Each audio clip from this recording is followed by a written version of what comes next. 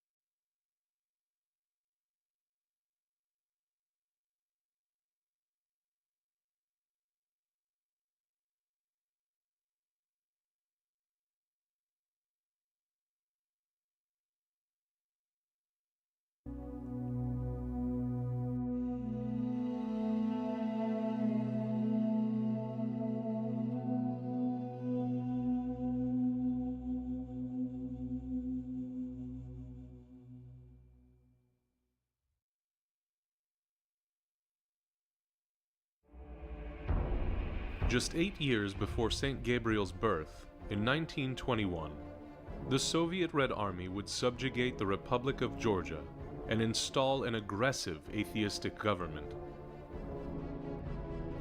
Joseph Stalin, a native of Georgia, did not spare his homeland. In 1923 alone, over 1,000 churches and monasteries were demolished. Many other holy places were turned into community centers, theaters, and warehouses.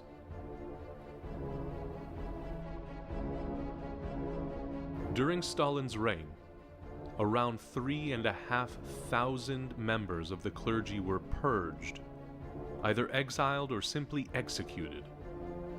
By 1953, the year of Stalin's death, there were only 45 functioning churches in Georgia. Another way of discrediting the church, besides the intense oratory and written propaganda of the communist regime, was the unveiling of the graves of the saints, as they sarcastically called it. This was the opening and desecration of the graves of Orthodox saints, to prove to people that there was nothing holy or supernatural about them.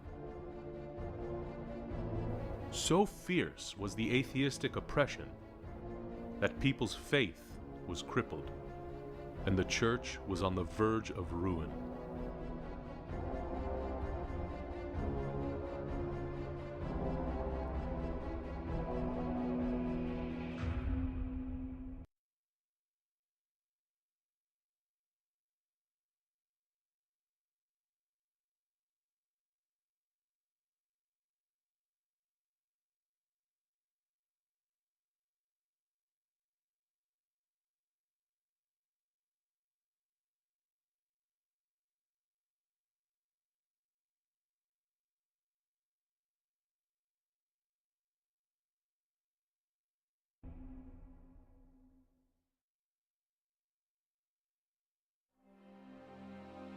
St. Gabriel was born on August 26, 1929, and was given the name Guderzi by his parents Basil, Vasiko, and Barbara Urgebadza.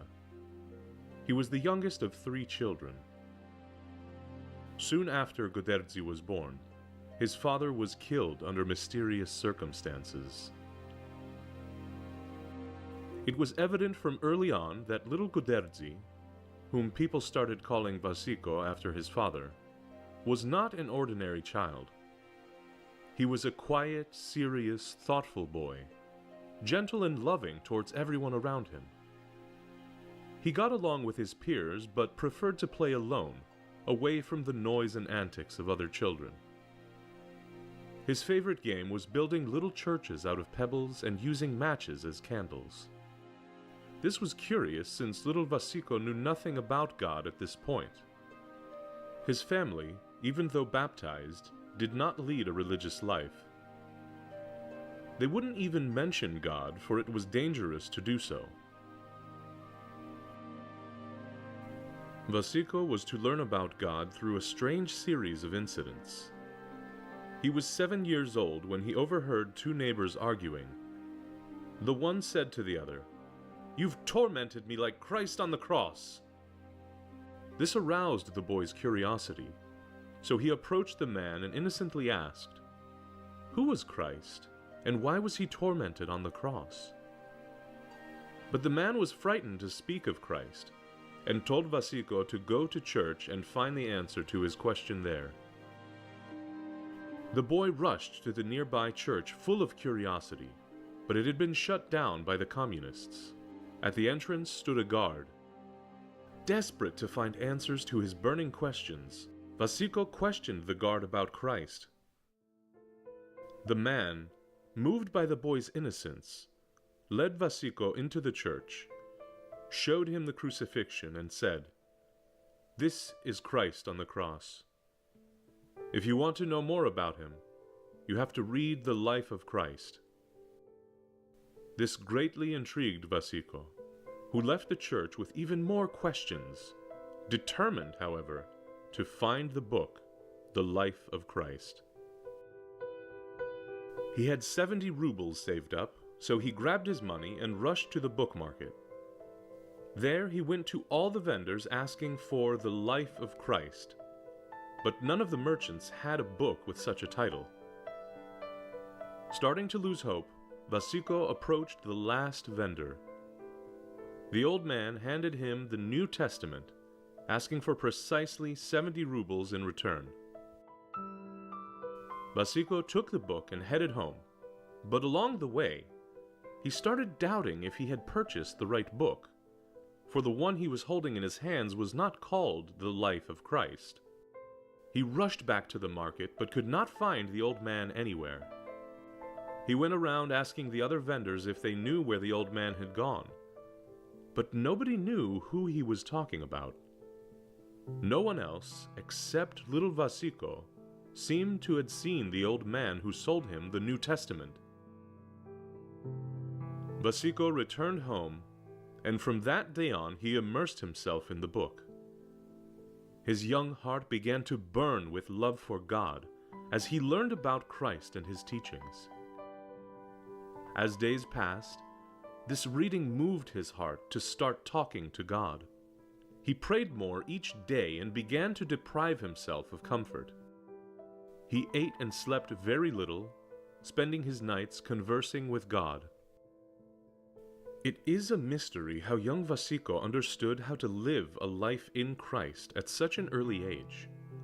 At that time, people had become very secular. They had stopped venerating icons and ceased going to church.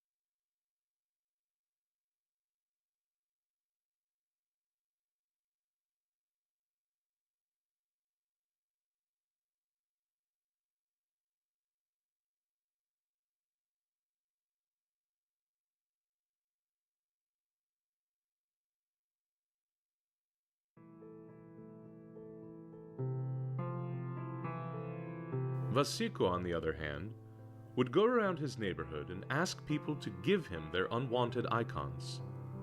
He even knew where the icons were stored in their homes. And I realize I've not been talking, but luckily nobody's in the chat, so a little bit of a practice, 20-minute start to the stream. But anyway, welcome if you are here. Now I'm talking, so whatever, welcome. Then he would take the holy images to his room, where he would carefully clean and cherish them. He was often seen going through garbage and rubble from destroyed churches, searching for discarded holy objects. By the age of 12, he was already known in the community as a saintly child. People had begun to notice miraculous events occurring around this peculiar boy. The Second World War was raging at this time, and people who had lost contact with family members, realizing that Vasiko had strange supernatural gifts, would come to him, and the grace-filled boy would reveal to them information about their loved ones. Vasiko refused any praise or gratitude from people. Instead, to humble himself, he would stand in the garbage and say, "Always remember, Vasiko, that you are garbage, and never think highly of yourself." Many years later, when his half-sister Giulietta was asked about her earliest memory of Father Gabriel, she responded, "I remember Gabriel clearly from when I saw him fly into the yard. It's from that moment that I remember him. He flew in, with his arms and legs stretched out like wings. I was about 5 then, and he was 12. Seeing this, my father wept bitter tears, thinking Gabriel had some kind of problem. No one could understand him, and I remember my reaction. I was amazed by what I saw. We had 2 very devout women living next to us, Nina and Maro. They said in amazement, with fear of God, "Vasiko is a servant of God." Meanwhile, Vasiko's mother, Barbara, was increasingly worried about his well-being and safety. One day, she confronted him, calling him a fanatic.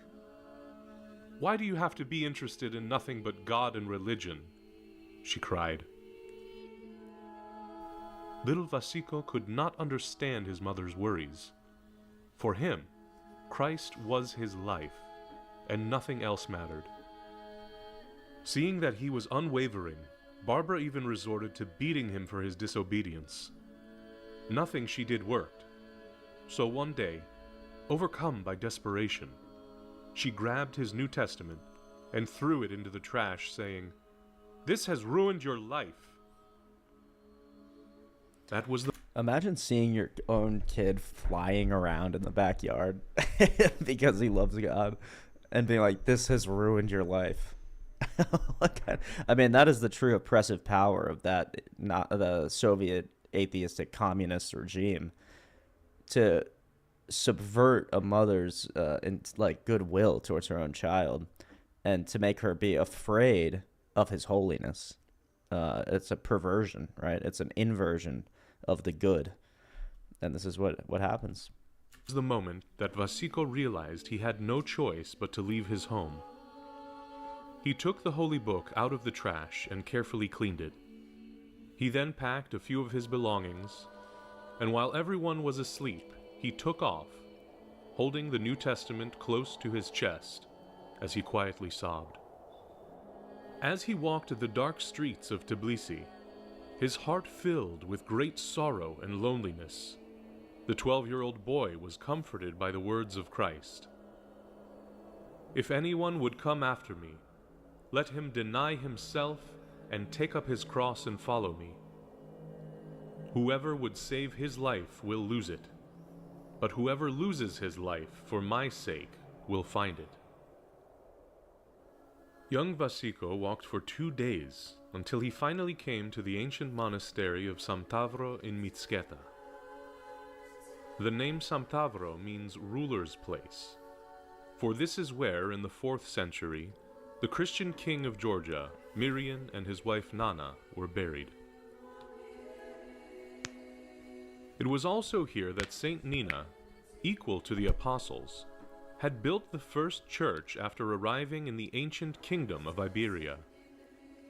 Saint Nina was the one who enlightened the people of Iberia, modern-day Georgia, bringing them from the darkness of paganism into the light of Christ. The nuns of Samtavro warmly welcomed the wandering boy. They fed him and gave him a place to rest, but he could not stay there for long. This was a women's monastery. This saddened Vasiko, for he felt a strange connection to Samtavro.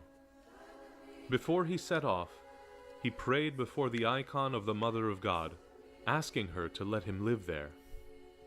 Little did he know that wish would be granted many years later.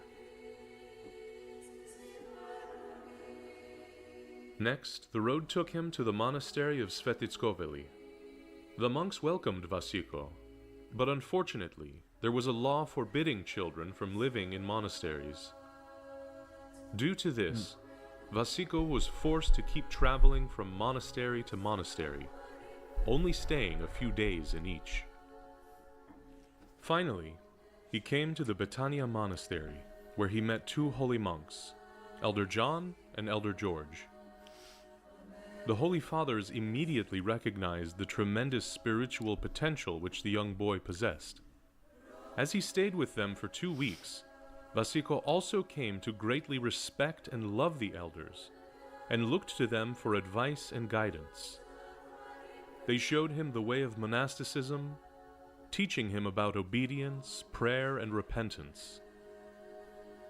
For the future Saint Gabriel, these two men would become the solid spiritual foundation, preparing him for the many trials that awaited him. The young boy developed an especially profound bond with Elder George, who became his spiritual father. After 2 weeks of living with the holy elders, the time came to leave. Vasiko would often visit Betania throughout his youth, always finding guidance, spiritual advice, and unconditional love in the Holy Fathers. Isn't it so fascinating that the communist, atheistic Soviet regime was so oppressive and so it resided over so much of daily life, to the extent that you have spies, all your neighbors are spies and all these things, and yet the Lord still protects certain bastions of the faith, protects certain monasteries and churches, while allowing for the young boy. I mean, it's so incredible. You have to imagine this kid is 10 years old. His parents kick him out of his house because they're afraid of his fervor, of his love for God under this atheistic regime.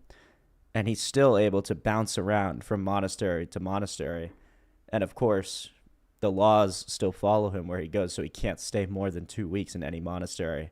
But he has enough sort of pilgrimages to make this whole thing work and to increase his holiness and his devotion to God. It's incredible how holiness can persevere in the face of this demon of the Soviet regime, the communistic regime. It's fascinating.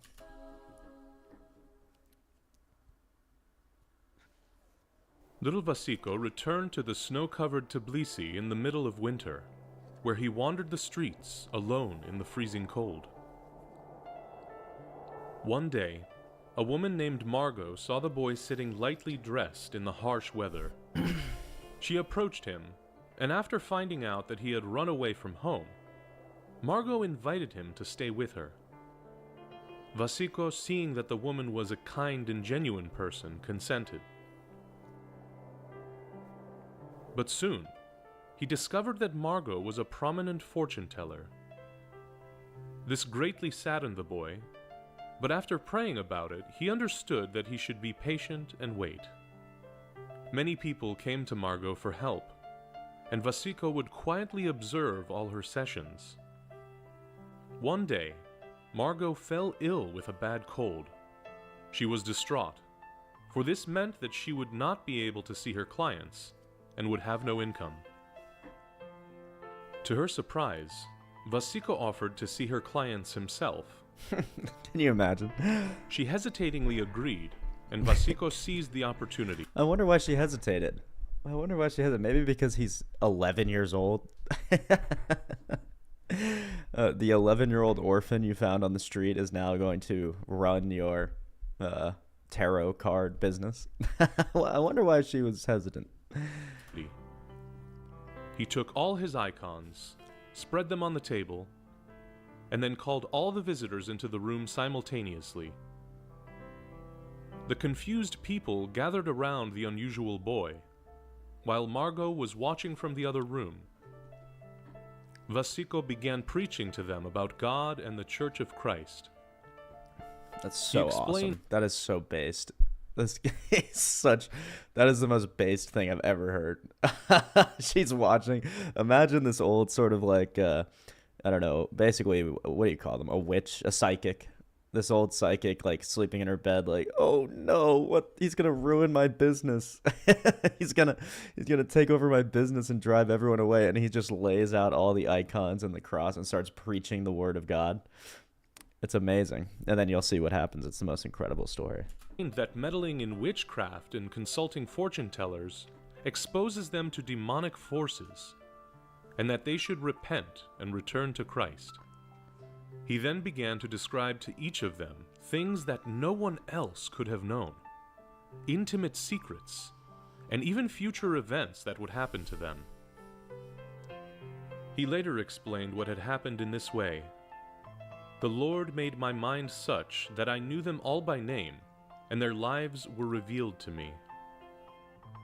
Seeing that everything Vasiko was saying was true, the astounded clients gave him large sums of money for this extraordinary and unique spiritual session. Vasiko turned all the money over to Margot, explaining that what he did was with the authority of Christ, while her actions had been leading people down a dangerous path. So impressed was Margot that she gave up fortune-telling altogether and became a faithful Orthodox Christian.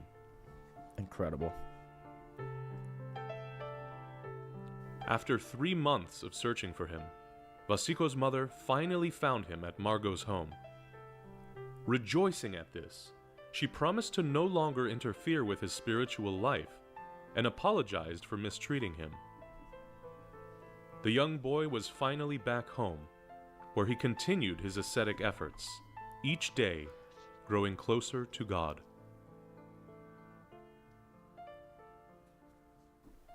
When Vasiko came of age, it was time for him to serve in the military, so he enlisted. Soldiers were not allowed to leave the base, but providentially, Vasiko was given the job of a courier. This allowed him to leave and attend all the liturgies while on duty. The priest would secretly give him Holy Communion in the altar. It did not take very long for Vasiko's comrades and superiors to notice the young man's deep faith in God, and he was reported to the communist authorities.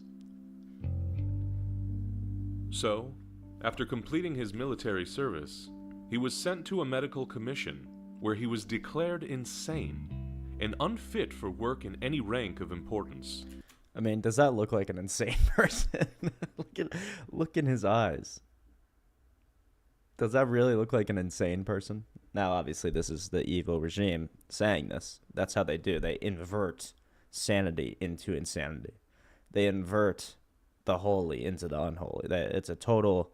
It's what would happen if you structured society completely upside down, with man at the top and God at the bottom. Then you make the sane insane. You make the holy, you imprison the holy. The reason for this, they explained, was his belief in God and the childhood visions he had experienced. Because of this new diagnosis, Vasiko was stigmatized by society as well. He could not get a job, and not many people would want to be seen with him.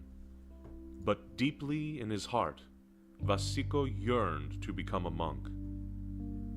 Joining a monastery during these challenging and dark times, however, was exceedingly difficult.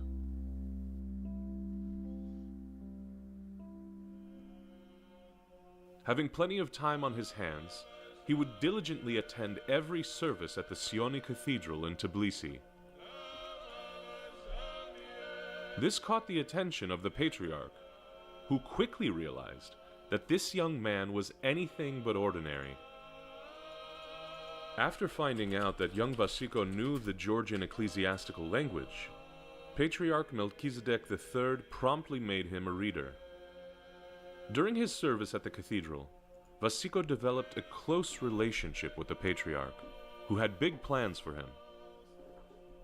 In 1953, the year Joseph Stalin died, Vasiko was tonsured a subdeacon, and only a year later he was made a monk with the name Gabriel.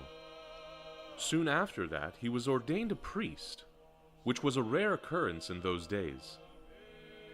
Hieromonk Gabriel spent the next 6 years serving with the Patriarch, while living in a small hermitage he had built with his own hands behind his family's home. In 1960, he moved to Betania Monastery to be with his beloved spiritual father, Elder George, who was nearing the end of his days. One morning, when Father Gabriel was away serving at another church, Elder George realized that his time had come and asked to see his spiritual child for the last time. So deep was their spiritual connection that Gabriel, while serving the liturgy, suddenly felt an intense impulse to go see his dear elder. Upon finishing the liturgy, Gabriel rushed to the monastery as fast as he could, where he found Elder George close to his death. He fell at his elder's bedside, and with tears in his eyes, he was listening to his last words. The holy elder told young Gabriel that the road ahead would be full of sorrows and challenges, but he also encouraged him, saying that the Lord was with him, and that Christ would help him bear it all. Elder George passed away in the arms of his beloved spiritual son on September 21st, 1960. And Father Gabriel returned to his small hermitage in Tbilisi, pondering on the last words of his saintly elder. Both of his elders, George and John, were canonized by the Georgian Orthodox Church in 2003.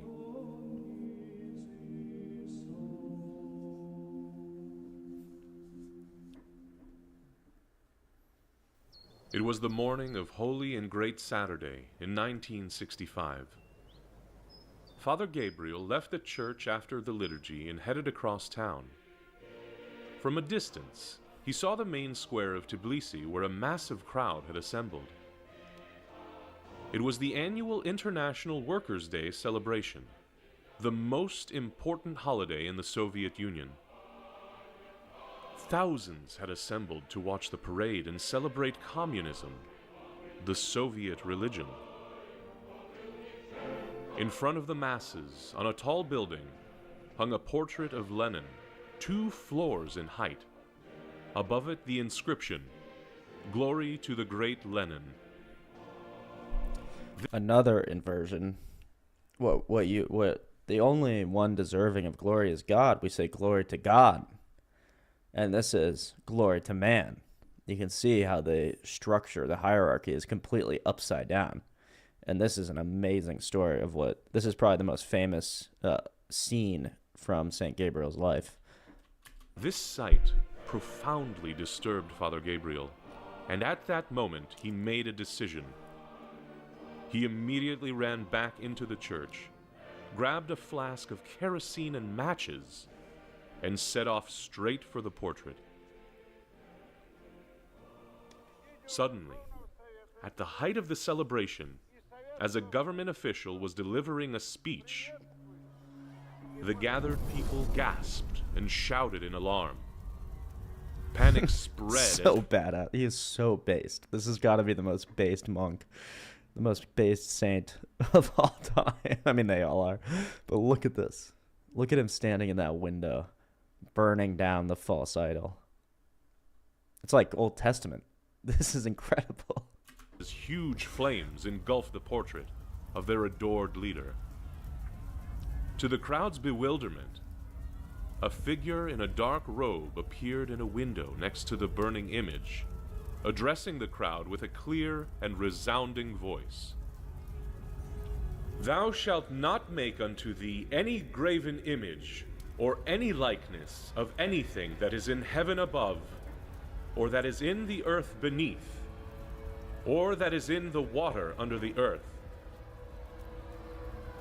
The crowd below was getting angrier by the second.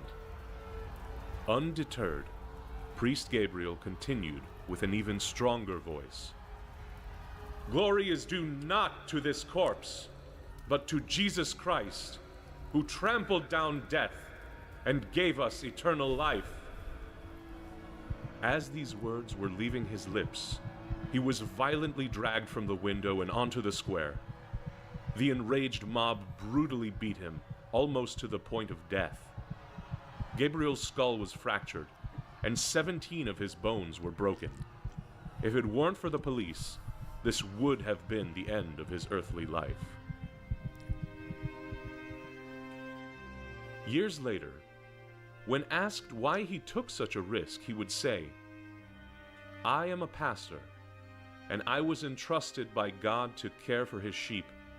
They erected an idol and wanted to make the people bow down before this idol.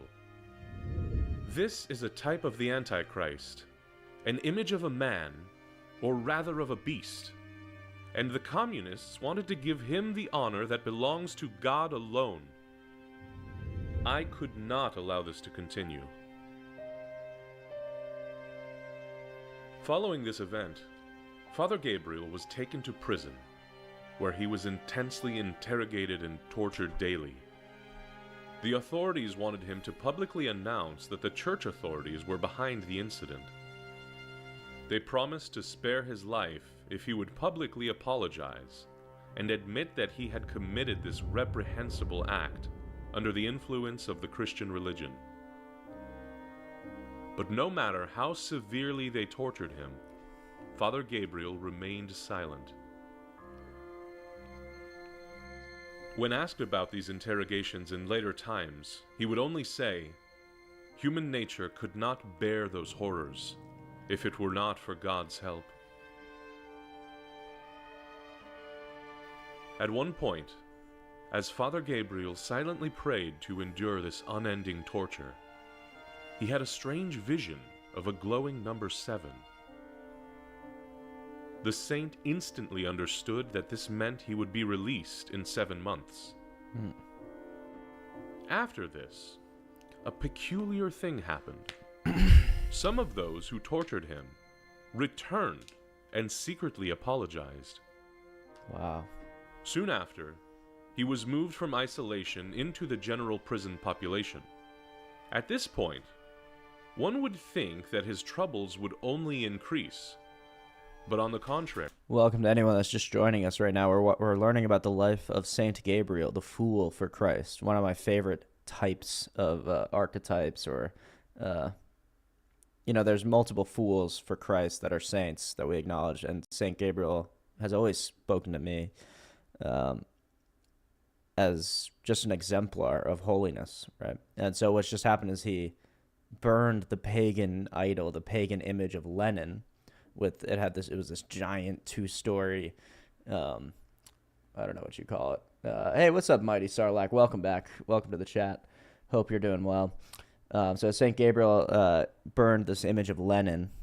He's in communist Soviet Russia, now Georgia, Soviet Union, and he's been imprisoned for obviously burning down the idol of Lenin.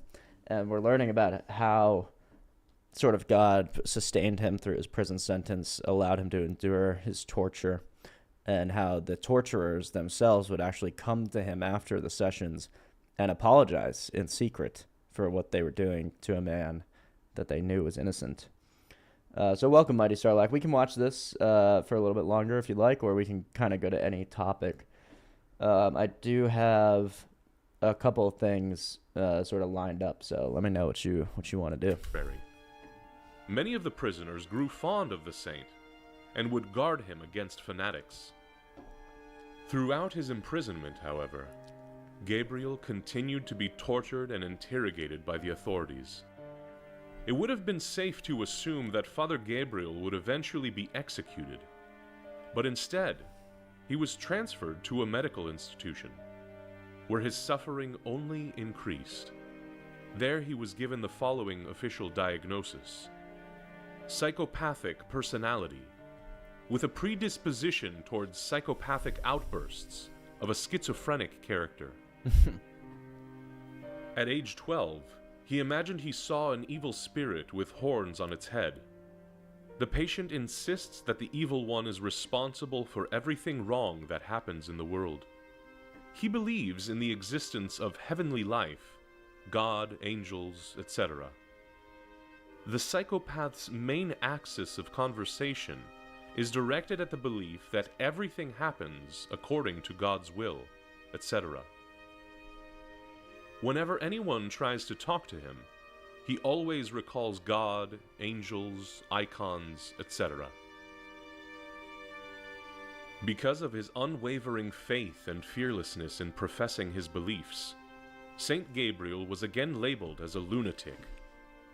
But he was only a fool for Christ. Precisely 7 months after this earthly hell began, a friend of Patriarch Ephraim II, Avlipi Zurabashvili, a famous Orthodox medical scientist, managed through his powerful connections to get the authorities to release Father Gabriel. One of the conditions for his release, however, was to be suspended from the priesthood. This hurt him more than all the tortures. Broken and humbled, Gabriel returned to the only place he had left in this world, his beloved hermitage in Tbilisi.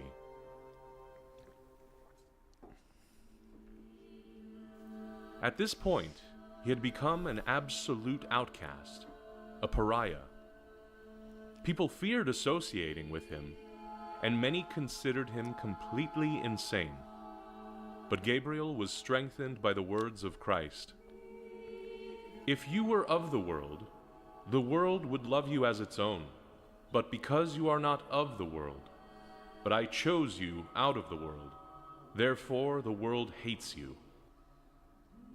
For Gabriel, this had a special meaning, but not an easy one for a secular person to comprehend. Henceforth, he would take up the heavy cross of the fool for Christ. By acting insane, Gabriel would hide the multitude of his spiritual gifts. He kept growing closer to God by rejecting this world, remembering the words of the great Apostle Paul. If any man among you seems to be wise in this world, let him become a fool, that he may be wise. For the wisdom of this world is foolishness with God. Saint Gabriel would often be seen wandering the streets of Tbilisi in rags, barefooted, and seemingly drunk. He would attract crowds which would laugh, mock, and call him names.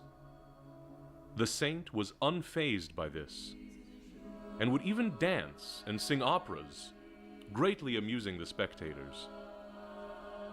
Many years later, he would explain, "When it seemed to me that I was an important person or that I was better than others, I would act that way. And when people would laugh at me, I would be humbled and see that I'm garbage." Through this seeming madness, Gabriel received amazing spiritual gifts. He often warned people of future events. To others, he would point out sins they needed to repent of, or he would reveal the deepest secrets of their hearts. Some would only realize years later that the words of the holy fool were prophetic. One day, a group of young men decided to visit Elder Gabriel's hermitage. When they arrived, they spotted the saint in front of his cell, swaying drunkenly with a bottle in one hand and a cup in the other. The elder called the young men closer, poured himself a glass, and downed it. He continued toasting and drinking cup after cup, while giving them advice. Each young man heard the words Gabriel was saying differently, each hearing something beneficial specifically said for him. One of the young men from the group was especially disturbed by his strange behavior and looked at the monk angrily. As the group started to leave, Gabriel, suddenly, with a very serious and sober face, calls over the upset young man. He hands him a full cup and lovingly says, "Have a drink, my dear one." The young man hesitatingly took a sip and was stunned when he tasted cherry juice diluted with water instead of wine as he thought. "Don't judge any of God's creations," said Gabriel. "If I start judging you and consider that I'm better than you, I will be abominable before the Lord. Remember this, my dear one, and go in peace." Such an important lesson for us. We're so, me personally, I can't speak for you, but I'm so quick to judge, quick to place myself above the other. whom I see acting like a fool or a drunk or any of the things that people clearly labeled St. Gabriel as. But we shouldn't judge our neighbor. We're commanded not to. And like St. Gabriel says, it is abominable before the Lord, because that's his right and his job. And when we take it on ourselves to judge others, that we like Lenin, we place ourselves above God. We invert the hierarchy of creation, how it really works. For St. Gabriel, this was a period of extreme asceticism, intense spiritual warfare, and spiritual cleansing. He would only eat a little dry bread and water once a day, and he would wear heavy chains around his body. He slept very little, never lying down, but only sitting on a stool or in a hole in the ground. The saint's family would often hear crying and lamentations coming from his cell for hours on end. For a while, he even lived in the cemetery in an empty tomb, eating only what people would leave him out of pity.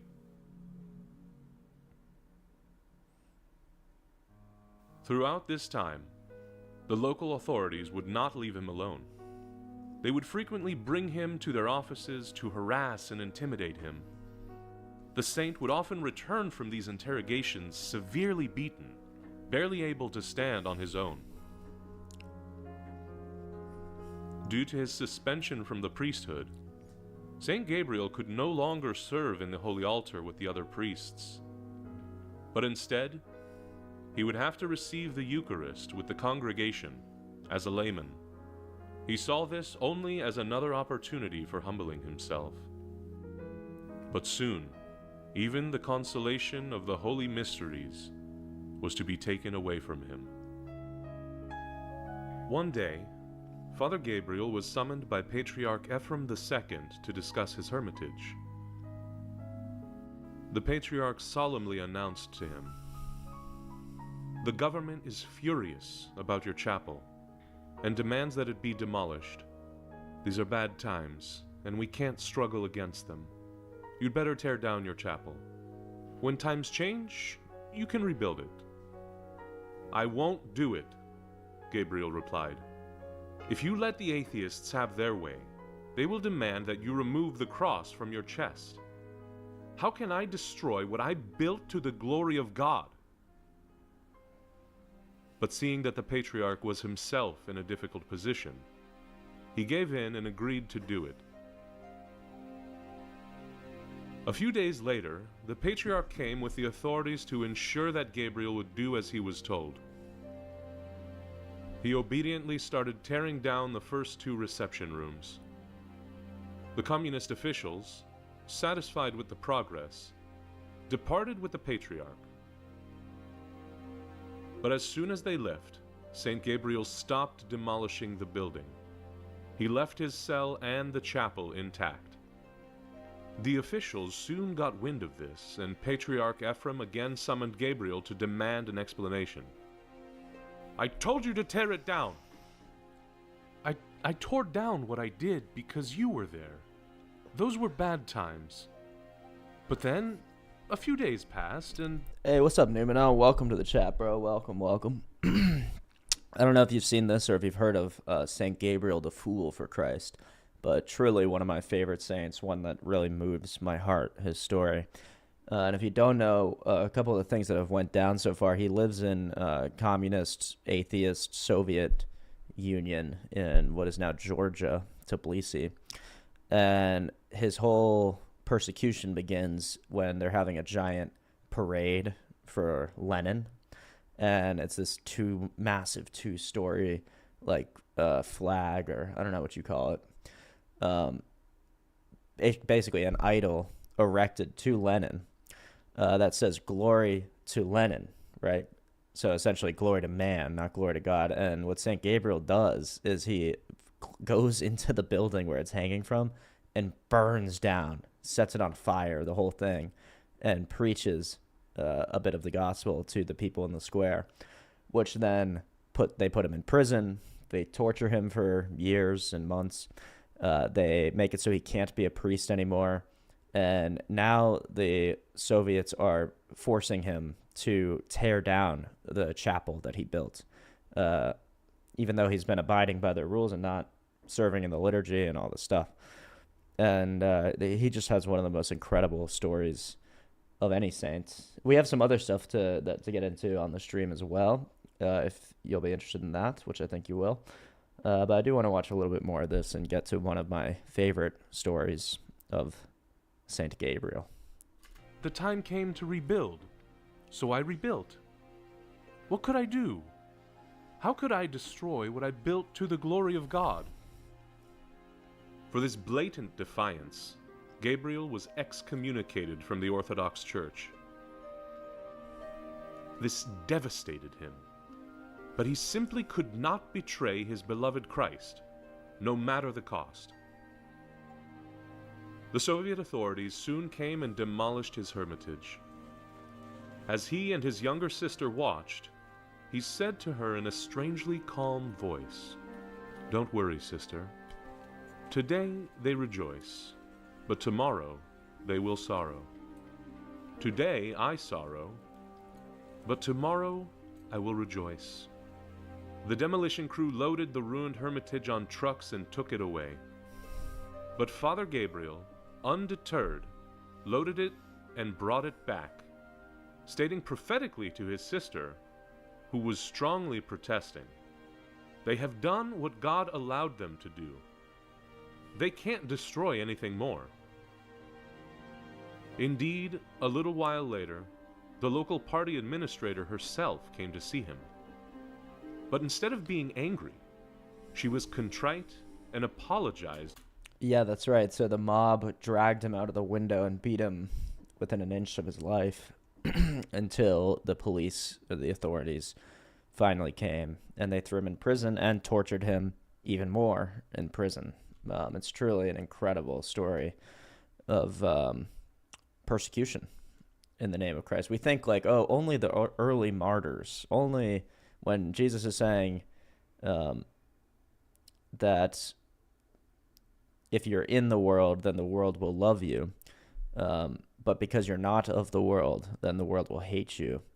And all the commandments about blessed are, no man has greater love than this, to lay down his life for his friends. This doesn't just apply to the horrors of the early church, the early martyrs.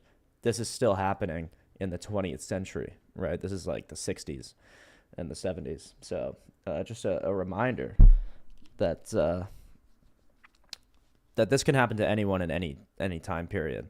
And if it happens to us, God forbid, but if it does, that we should follow the lead of St. Gabriel and not bend to the will of the state or whatever principality on earth believes it has the power, believes it has the glory, but truly does not.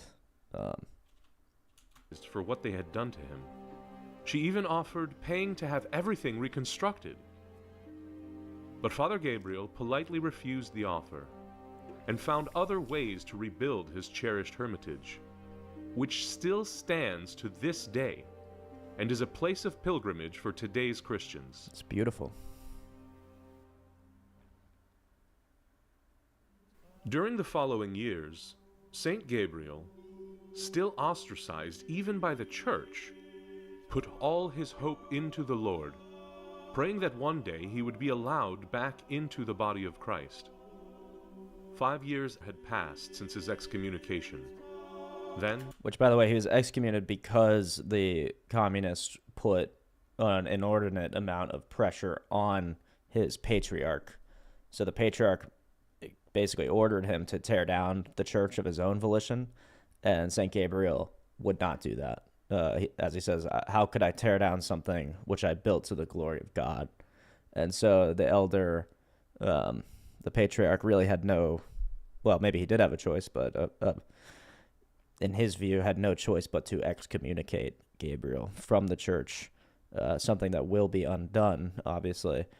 But for a person like Gabriel, who's so devoted and in love with the church and with Christ, this is the worst thing that can possibly happen. This is the heaviest cross a person like this could bear, right? but he bears it with grace and with a sort of a special personal relationship with God that sees him through this. In October 1971, things began to turn around for the suffering saint. One night, Gabriel had a dream. He described it this way: I saw that I was standing in the church, at the place where the robe of Christ was buried. It was morning, and the patriarch was about to arrive. All the clergy were gathered to meet him. The bells could be heard, and finally the patriarch entered the church. Then he entered the altar. Suddenly, as all were quiet, the Savior himself and the most pure Mother of God entered. They came up to me, told me to go through the royal doors into the altar, and placed me before the holy table. Then the Savior looked at the patriarch, motioned to me with his hand, and said, I will only accept the sacrifice from him. Wow. I awoke, and my soul was consoled by this dream. I was in a blessed state.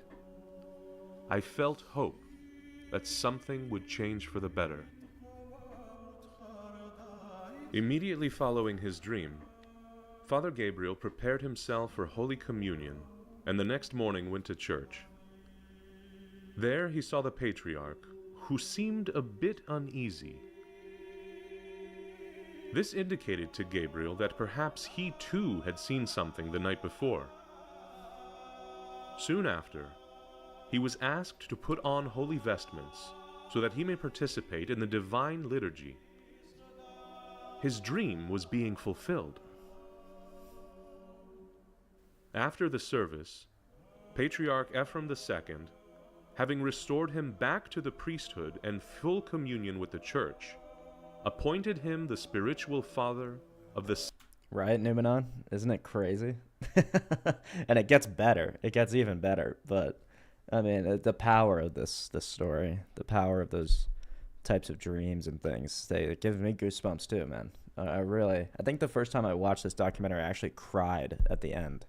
And I guess maybe I cry more often than the average man, but I don't cry that often, and not particularly at YouTube videos. But something about this saint, this history, this story really moves me. Seminary and the convent in Sant'Avro. Father Gabriel greatly rejoiced, for this was beyond anything the humble ascetic had expected. During the year he spent in Sant'Avro, Father Gabriel developed a strong bond with the sisterhood. But when Patriarch Ephraim passed away, the new patriarch, David V, was elected. Gabriel was removed from his post in the monastery, and so he returned again to his beloved hermitage in Tbilisi. From 1973 to 1987, Father Gabriel spent most of his days in his little hermitage, but also frequently visited Sant'Avro, where he would stay for extended periods. It was during this time that he also went on many pilgrimages around Georgia, visiting churches and monasteries destroyed or abandoned during communist rule. Father Gabriel was known by many as the eccentric, unstable, drunken monk. But all who got to know him closely quickly saw through this facade and grew to love and respect him. And the reason they call him unstable and drunken and things like that is because the Soviet state declared him psychotic. They put him in a psychiatric institution. They sort of labeled him with this psychopath label. And the reasons given for his psychopathy were his belief in God. It was his belief in God, which was the, I don't know what you'd call it, the symptom, I suppose, of his psychopathy. That's how inverted and wrong and twisted the atheistic communistic regime in Soviet Russia was. I mean, it just takes everything and flips it on its head, right? And so the reason people thought he was drunk is I guess he had this sort of like, in order to protect his belief in God, he kind of had to play the part of the crazed homeless man. I mean, I think that's kind of what either allowed him to live his life without being imprisoned and tortured and stuff like that. Although I'm sure he would have subjected himself to even more torture and whatever. And he would walk around, this was earlier in the video, he would walk around drinking what looks like wine. And one day someone came up to him and was like, why, you're supposed to be this monk, or you're such a holy person. Why are you getting so drunk all the time? And he says, mellow out, man. Take a sip, right? And the guy drinks the supposed wine, and it was cherry juice diluted with water. So he was never a drunk. He was never drinking. But this was part of his role as the fool for Christ, right?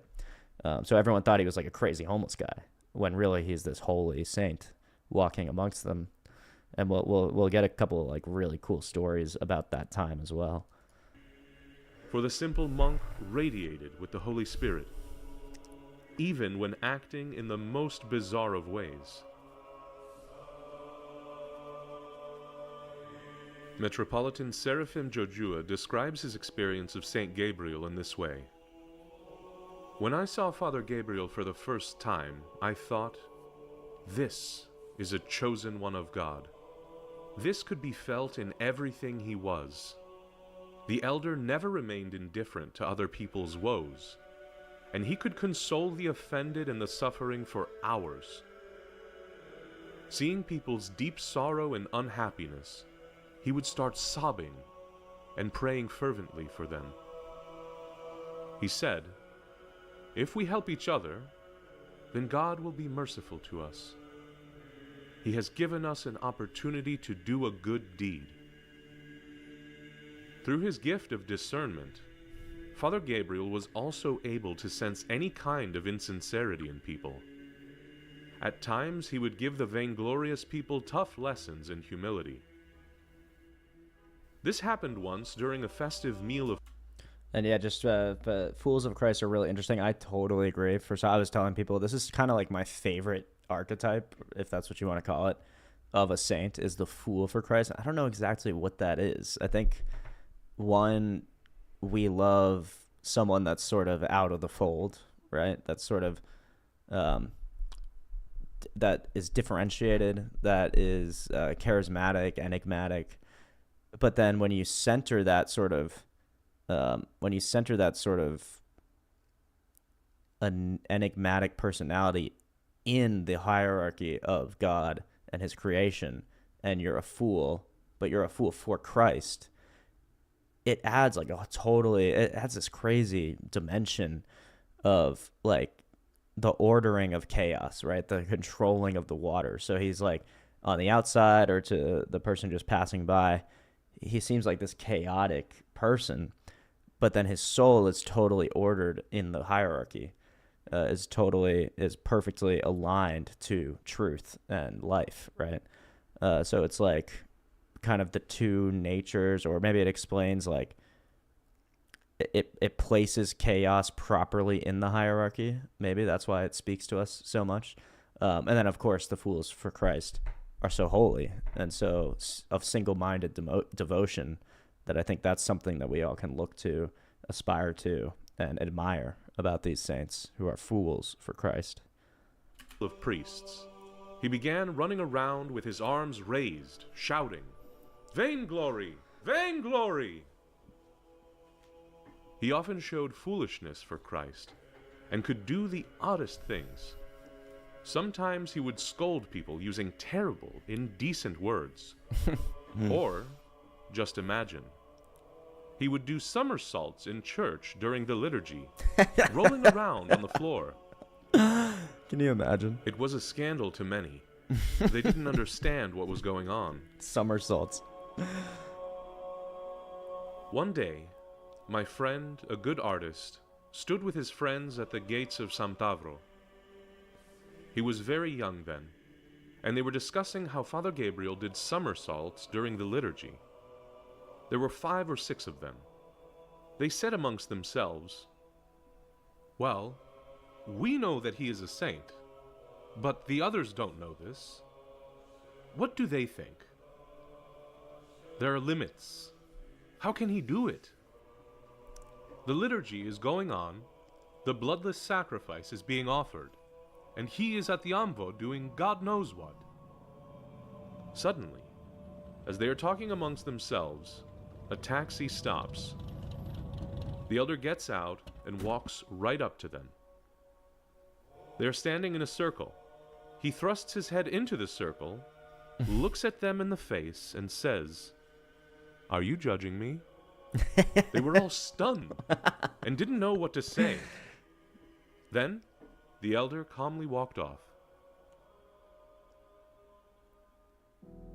A servant of God by the name Revaz recounted his incredible encounter with Saint Gabriel.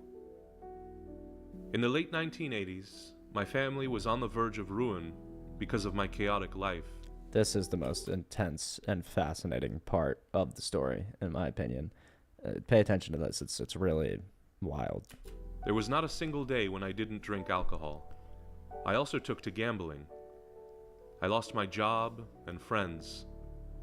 My whole family suffered from that. Deep in my heart, I realized what state I was in, but I was unable to control myself. Most likely, I was already getting used to this kind of existence.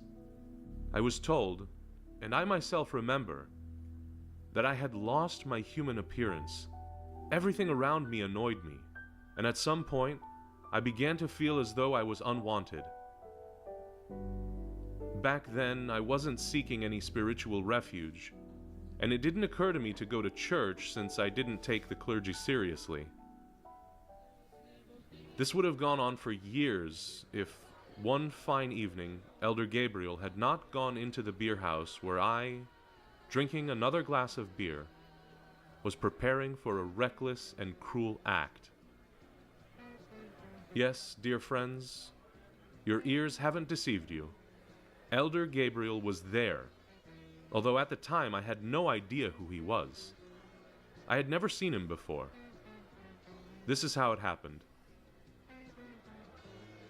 Amidst a great noise, I heard the clear, loud, angry voice of a man demanding that beer and vodka be poured into the largest glass. Otherwise, his heart would break, and he was willing to pay any sum. "I have money. Parishioners have donated it," the man repeated in a thunderous voice behind me, with people laughing and looking at each other contemptuously. At that time, I didn't know the meaning of the word parishioners. In addition, I was sitting with my back to the man, not really interested in who he was. I remember one thing for sure. I imagined the man as a tall, coolly dressed rebel who, like me, was drowning his sorrows in wine. The voice wouldn't stop. Sounds of swallowing and some screams could be heard. And all of a sudden, the rebel began to sing a Georgian song so beautifully that I turned involuntarily, and behold, I see a shortish, gray-haired priest in rags standing in the middle of the beer house, spreading his arms as if he were drunk. He was making dancing movements in time with the words of the song. The whole beer house fell silent and was staring at him. And he was gazing right at me with his big, extraordinary eyes. Suddenly, he drew close to me, looked right into my eyes and said, "Revaz, burn what you have here in your pocket." Then hit me on the chest in a showy way, raised his hands to heaven, and made the sign of the cross over me in a split second. It all happened so quickly that the visitors didn't even notice that he had made the sign of the cross over me, and many, including myself, thought that what he did was some kind of dancing movement. Soon, the elder finished his dance and walked out of the bar to applause and comments by the clients. "Such a nice person. Well done, Father. Wow." I was standing dumbfounded, with tears in my eyes.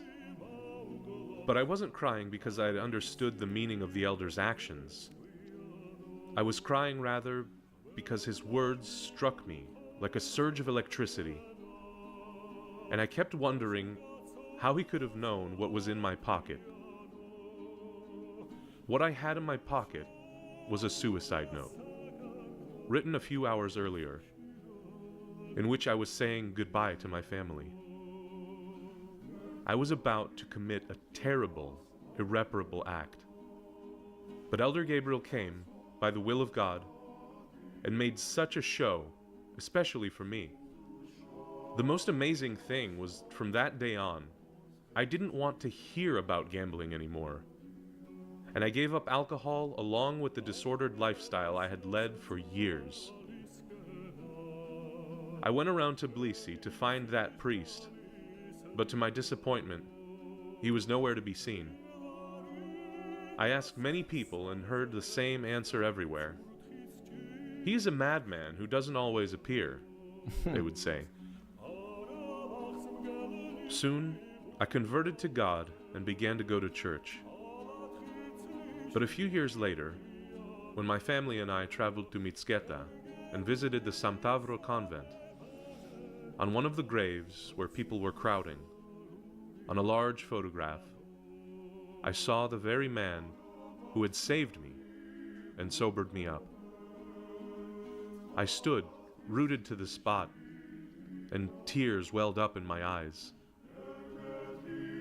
The elder was smiling at me from the photograph, and I smiled back at him in response after he had given me a wink from the portrait. Incredible. I mean, the fact that anyone could look in this man's eyes, into that face, and call him a psychopath just exposes the disorder of the society, that they could label him this way. But isn't that such an incredible story? Isn't that something only a truly holy man, an act a holy man could perform? To save a life like that in such a strange and unique way. I think that's why we love the Fools for Christ. There's just something powerful. That gave me goosebumps. Burn what you have in your pocket here. There's no way he could know what was in his pocket unless God told him. There's no way. Incredible.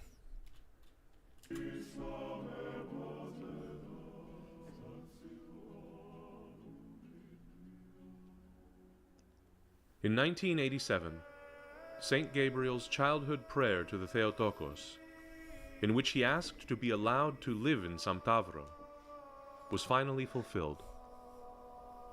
The saint moved back to the monastery, this time permanently.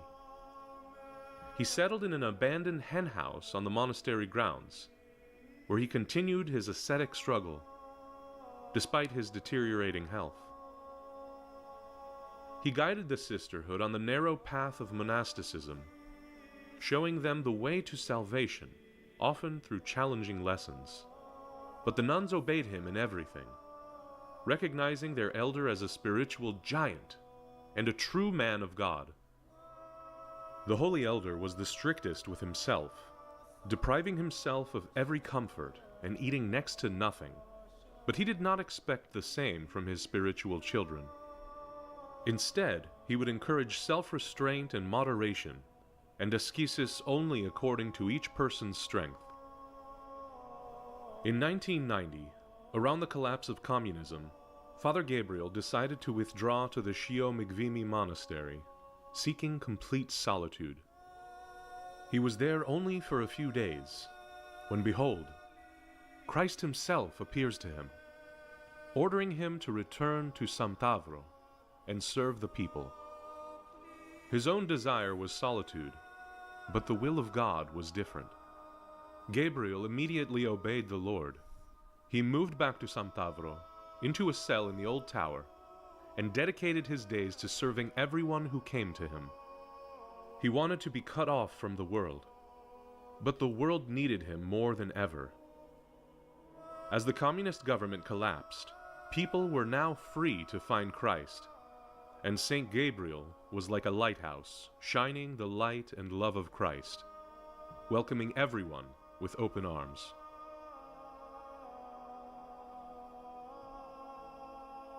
As the end of his earthly life was nearing, Gabriel's health worsened.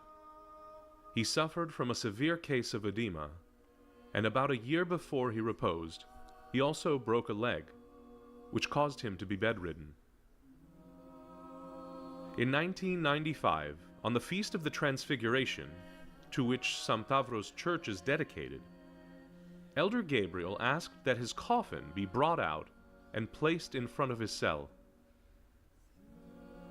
As a crowd of pilgrims, priests, and bishops entered the monastery for the celebration, they found the saint lying in his casket, announcing, "Not many days will pass, and you will see Monk Gabriel in this state.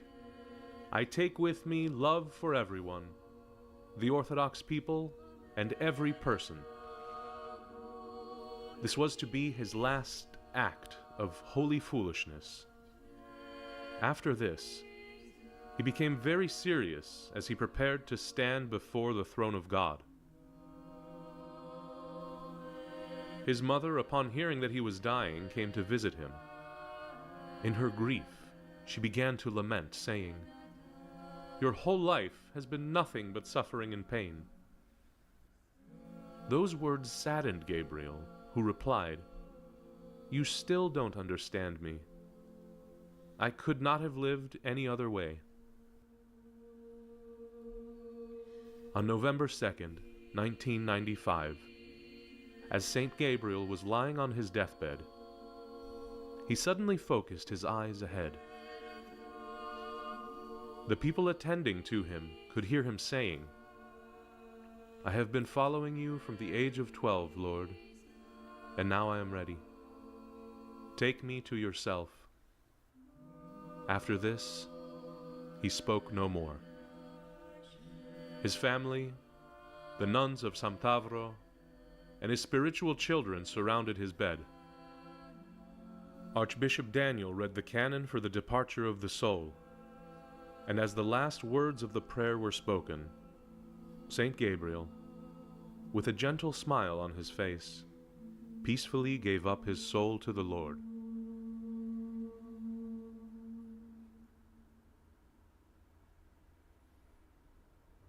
The Fool for Christ, the wonder worker, priest, and spiritual father, was buried on the grounds of his beloved Samtavro monastery, wrapped in only a simple shroud. The funeral was attended by hundreds of faithful, along with His Holiness, the Patriarch Ilya II of Georgia. In 2012, he was officially numbered among the saints of the Holy Synod of the Patriarchate of Georgia. His feast day is celebrated on November 2nd. In 2014, Saint Gabriel's relics were translated, and thousands of faithful attended a procession to transfer his relics to Tbilisi. Unlike before, when images of dead ideologues like Lenin were honored by the people, this time the people of the resurrected Georgia carried banners of the life-giving cross.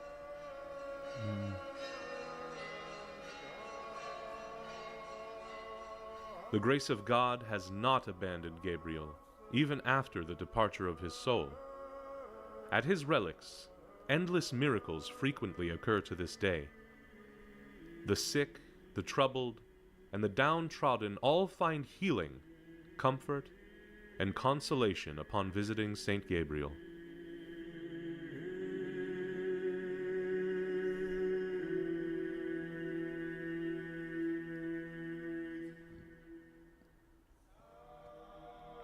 Be humble, kind, and loving before every man born into this world by God. I carry away with me love for everyone, both for Orthodox people and for every man born into this world by God. The purpose of life and of this whole visible world is the acquisition of the kingdom of God. By drawing near to God and inheriting eternal life. I wish this to all of you. I leave you with my blessing, that no one loses the great mercy of God, and that all of you be accounted worthy of the acquisition of the kingdom. There is no man living who will not sin. I myself am a great sinner, unworthy in every way and extremely weak. I beseech you, from all my love, when you pass by my grave, beg forgiveness for me, a sinner. Dust I was, and to dust I have returned. The truth is in the immortality of the soul. Saint Gabriel, confessor and fool for Christ, pray for us during these latter days.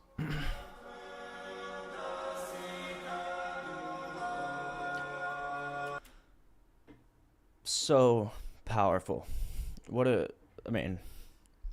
Speak of a will and testament, right? Usually we have a will, we're like, and I give Jeremy the car, and I give Susan the house, and I give... And his last will and testament is just this ultimate statement of humility. Pray for me. I am a grave sinner. Pray for my forgiveness from God. It's inspiring. It is inspiring. And it's a portrait, the perfect example of how we should approach sort of our spiritual life, I think. Maybe we can all be somewhat fools for Christ. Maybe we can all take that on to some extent, even if we're not anything like St. Gabriel, not as holy as him or devoted. But we can still learn from him, right? We can still incorporate that into our lives. So that is an incredible thing. Okay, I want to get into a topic a little less holy. Something a little more of the world, but still important to talk about, I think. And to talk about the truth of. So let me go to the bathroom real quick, and I'll be right back. And you guys can, I guess, watch the credits.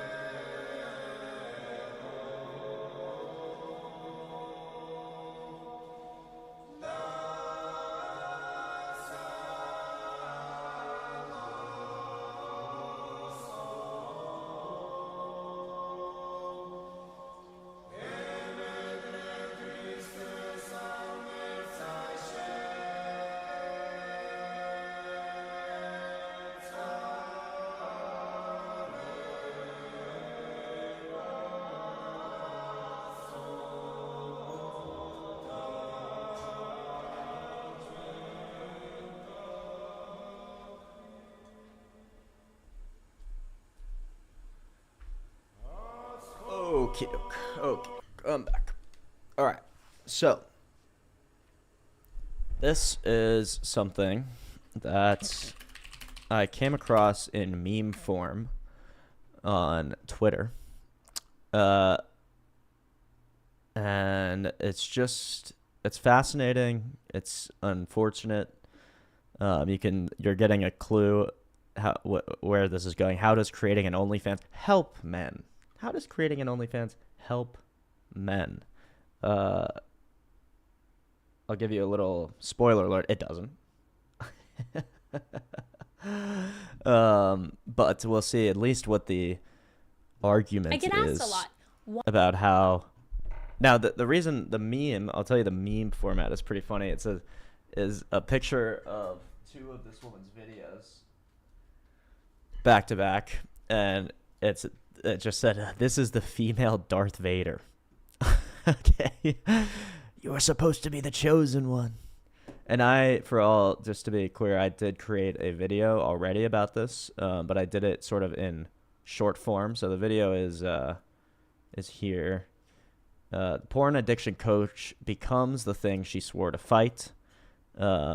And I made this little thumbnail. You were supposed to destroy the porn, not become it.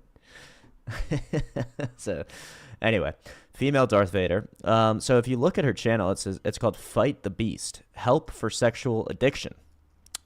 Fight the Beast provides help to heal pornography, masturbation, and sexual addictions. Start recovery and learn more at her website.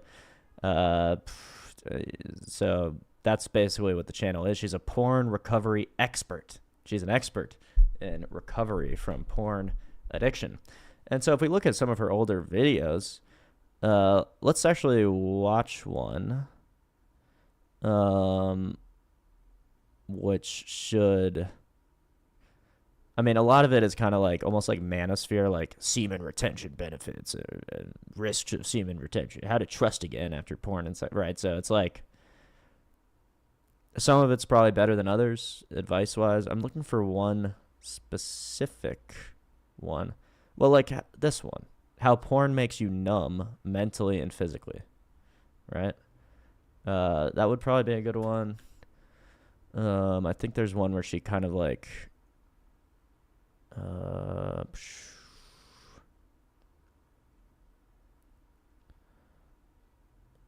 I thought there was one where she actually like fully lays it out, but this is a real problem. Porn addiction, sex addiction. It's something that plagues our society, especially men, and it's a real problem.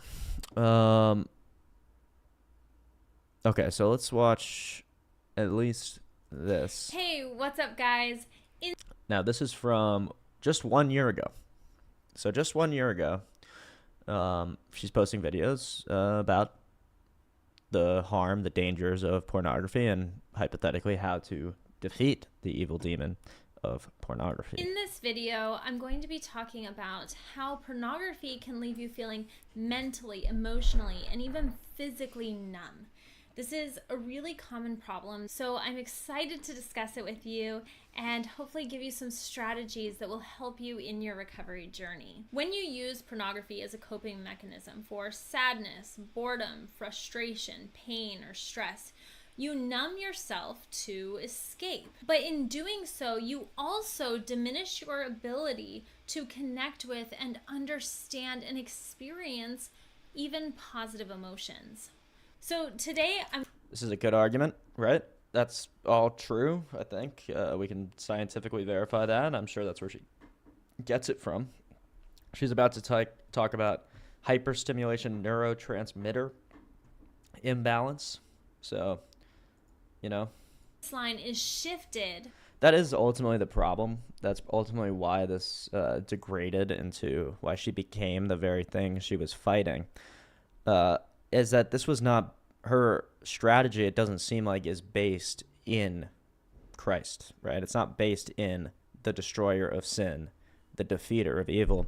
It's still based on your own power. So you can quit porn and you can do this and that and you can stop watching it. You can defeat your addictions by your own logic, by your own power. And I think we're going to see pretty clearly that that is not a viable strategy.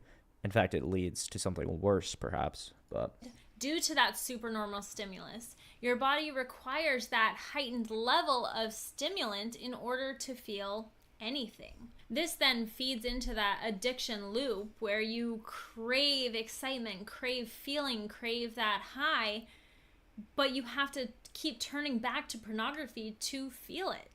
I've heard so many of my community members and followers express that they can't feel happy without it. So if you're in that place, you need to know that you need that 30-day reset so that you can start feeling again. It's so important here to remember that pornography is not the solution.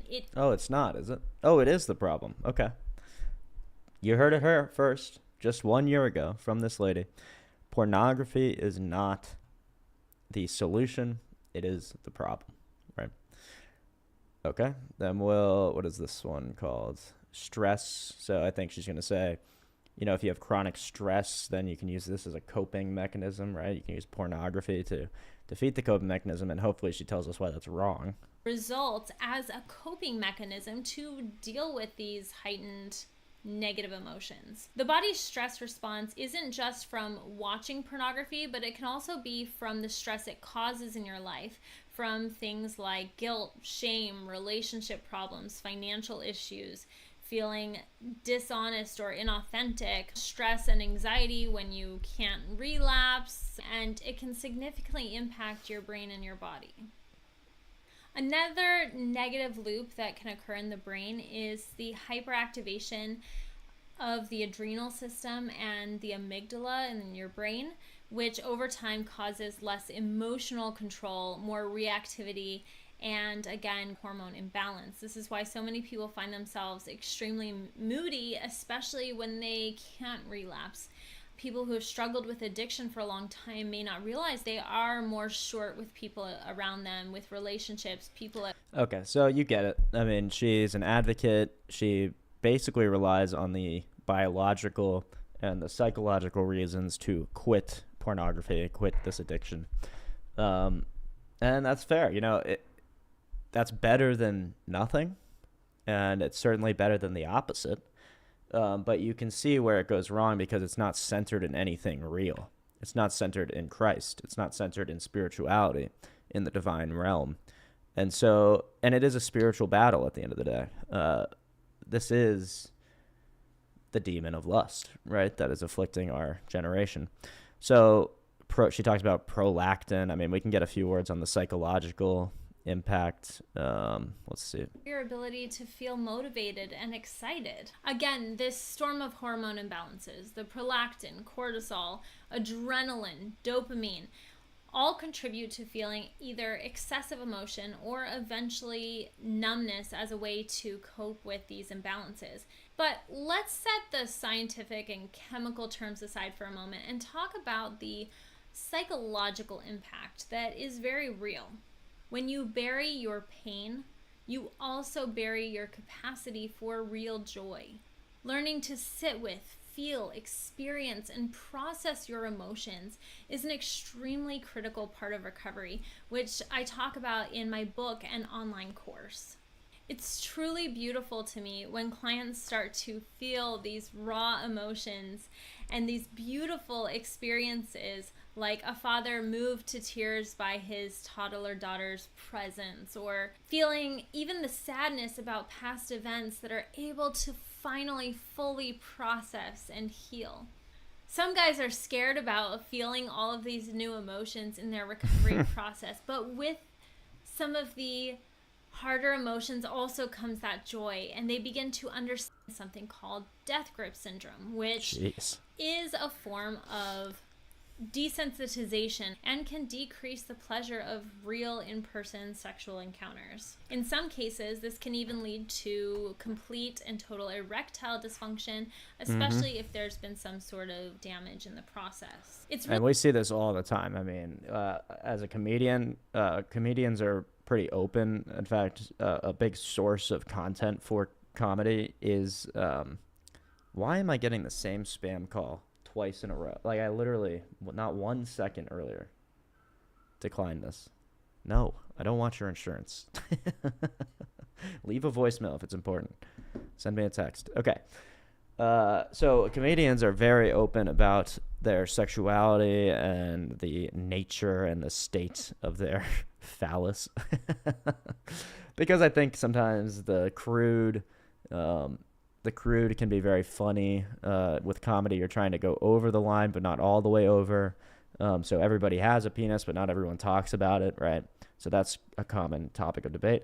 And what I've noticed is a inordinate number of comedians that talk about their erectile dysfunction. And that doesn't mean it's inordinate based on the actual population of the society that has erectile dysfunction. It's just that comedians actually talk about it, right? Even if it's in a joke or whatever it is. And so you wonder, well, why is that, right? And I think the common denominator is the addiction to porn and masturbation. Of course, if you desensitize yourself like that, you're going to have this downstream effect of desensitization, right? Sterility. It saps away your your motivation, like she said. Like, it saps away your confidence. And most importantly, it destroys the purpose of sexuality. Sexuality has a purpose, a real teleology, which is shown to us, revealed to us by God through revelation, to be for procreation within a marriage. And porn is the exact opposite of that. It is explicitly not for procreation, and it is explicitly outside of a marriage, especially for the unmarried young men who are addicted to it. But if you are a married man and you're addicted to it and watching it, then it's a form of adultery, right? It's a form of exiting your marriage and seeking instant gratification, sexual gratification for yourself above the real purpose of your sexuality, which is to be with your wife, right? So anyway, that's how we start. She's making some good points. They're not the most grounded points. So she's built her house on sand, being these sort of scientific or psychological things. What's up? What's up, dude, in the Twitch chat? I probably will not listen to your friend's song, but I appreciate you joining and listening. If you have a porn addiction, you can come back and talk about that. But unless the friend's song is directly related to that. But no, yeah, I'm not listening to that. So she starts, she's fighting the good fight as of a year ago, even though her foundation is built on sand, not rock. So let's see what happens when you build a house on sand and not on rock. Well, this is what happens.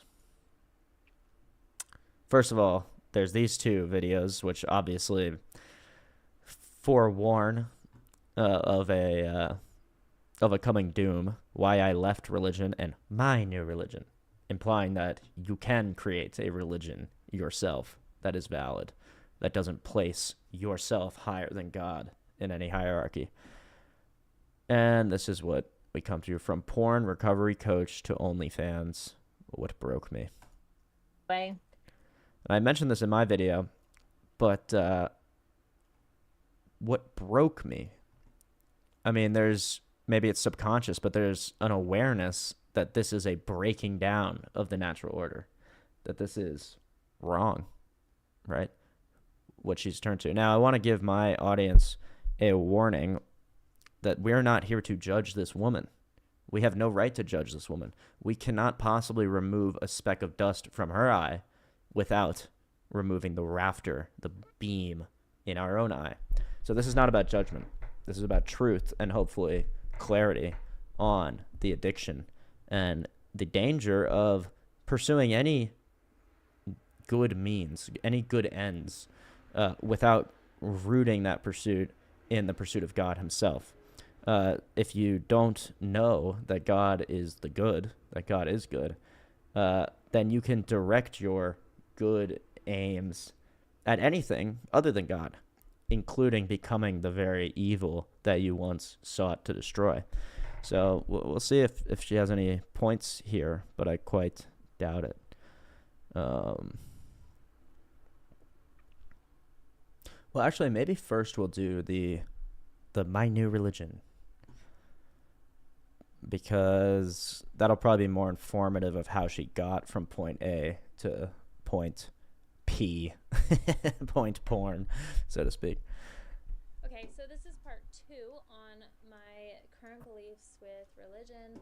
I'm going to make this short because it's really late and I'm really tired, but it is... Hey, what's up, Tony? Welcome, brother. Welcome. I'm going to open up the Discord if anyone wants to join in on this discussion here, because it's quite an interesting one.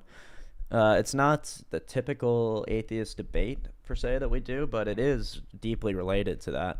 In fact, this is a downstream effect of jettisoning God from your life. Hold on.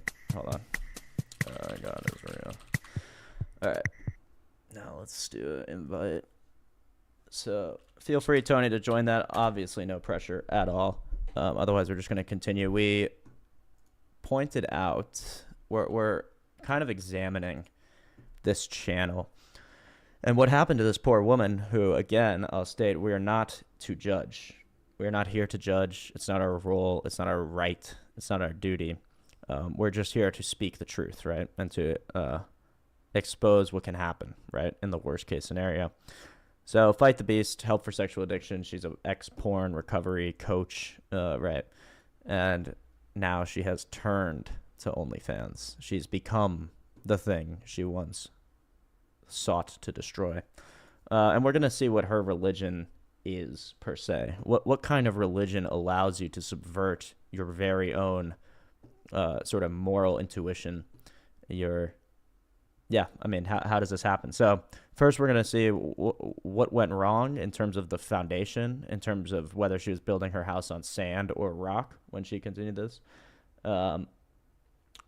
Continue, and I'll see if I'm able to add anything. Otherwise, I'll just be rambling like a madman. Hey, that's where we're at, man. That's the whole point of the channel. We can have a whole community of madmen rambling. I think it'd be a fun time. So that's fair, Tony. We'd love to have you join if and when you'd like. An awesome topic. So if you've been wondering, like, what snapped, where did Heather go? Is she having a faith crisis? Is she, like, spiraling out of control? No. I don't know why it's so quiet, though. I'm, like, perfectly at peace. I'm more at peace now than I've ever been through religion or any other philosophy. And I'm practicing now what I call natural religion, or what used to be called natural religion in the 1700s, I guess. There might be a different word for it now, but that's just what I prefer to use. I think what she's referencing in terms of the 1700s is natural theology, which is this idea that you can discern certain elements about God, or the real natural theologians would say you could discern every attribute of God's nature and his existence by reason and logic alone. I don't affirm that.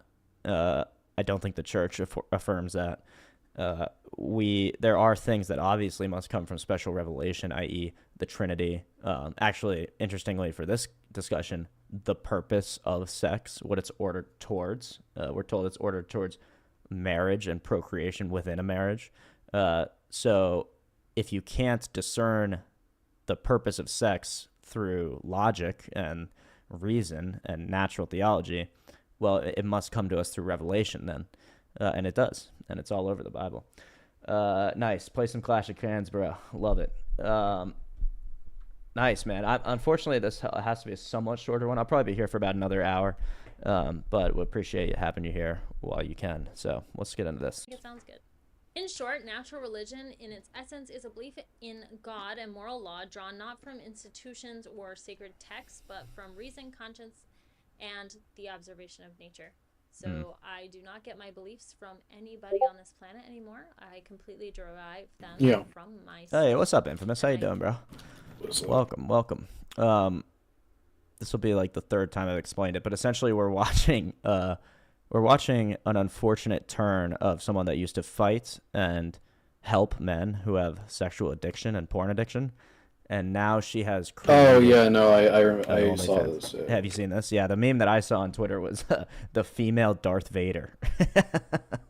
With, like, Obi-Wan, like, you were supposed to be the chosen one. To destroy the porn, not you were supposed to destroy the porn, not become it. So we're trying to figure out how that happens. My argument, or my intuition, is that she had built her house on sand instead of rock. And that's what this so-called natural religion is.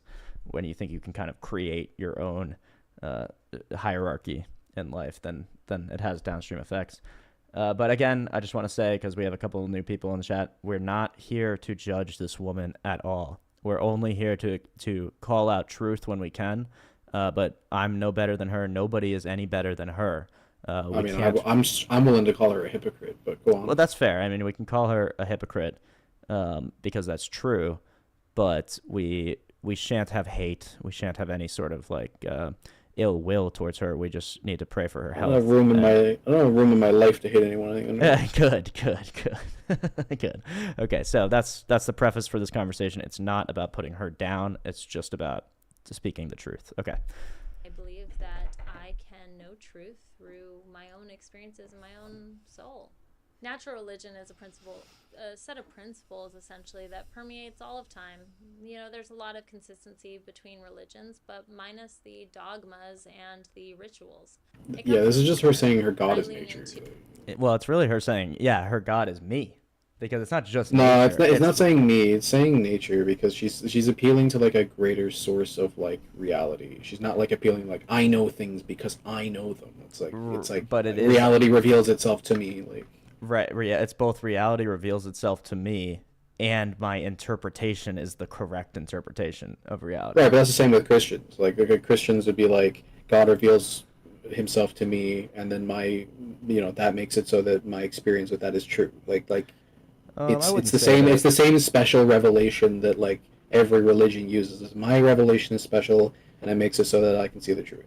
But in Christianity, we rely on the church and the body of believers and the church fathers. Well, technically, you rely on Christ, but we rely on Christ, who tells us to rely on them, right? So there is a slight difference. I mean, it's not just any interpretation. Yeah, he gives Peter the keys to the kingdom. He gives the disciples the authority to bind. Yeah, I guess when you say church fathers, I kind of I feel like Jesus would have hated that term, but go on.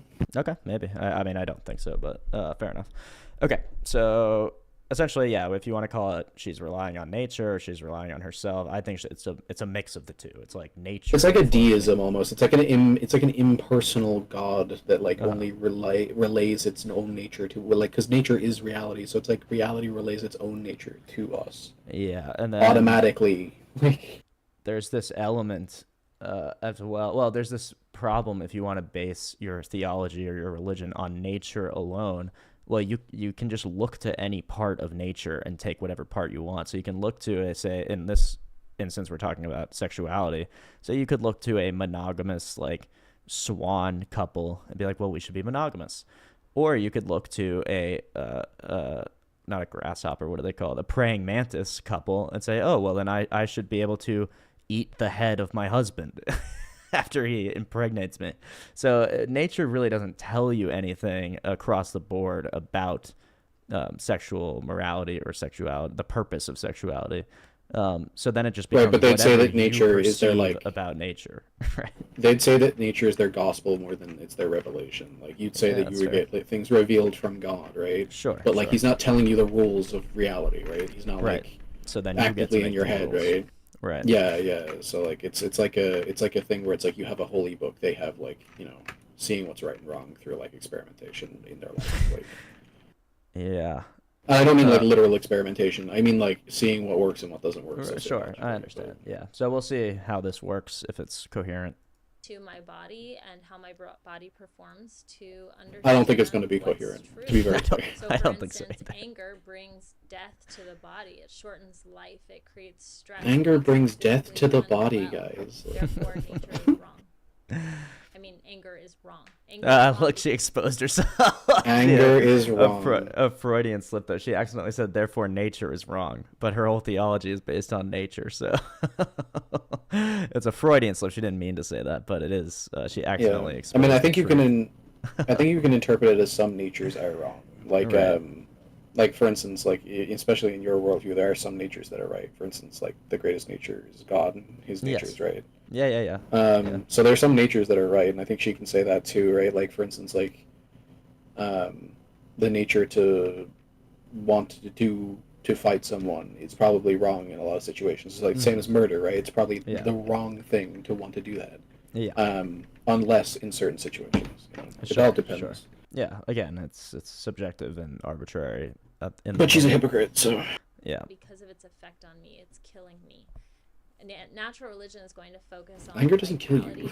Joy, peace, and anything that brings joy, vitality, and peace. And guess what? A lot of times religion brings stress, shame, guilt. I love the filibustering, not the filibustering, but I love the word salad, the jargon. It's a lot of that. It is a lot of that. Well, that's why when I was showing people, I did make a video that examines a 3-minute clip of her, basically the whole reasons for this.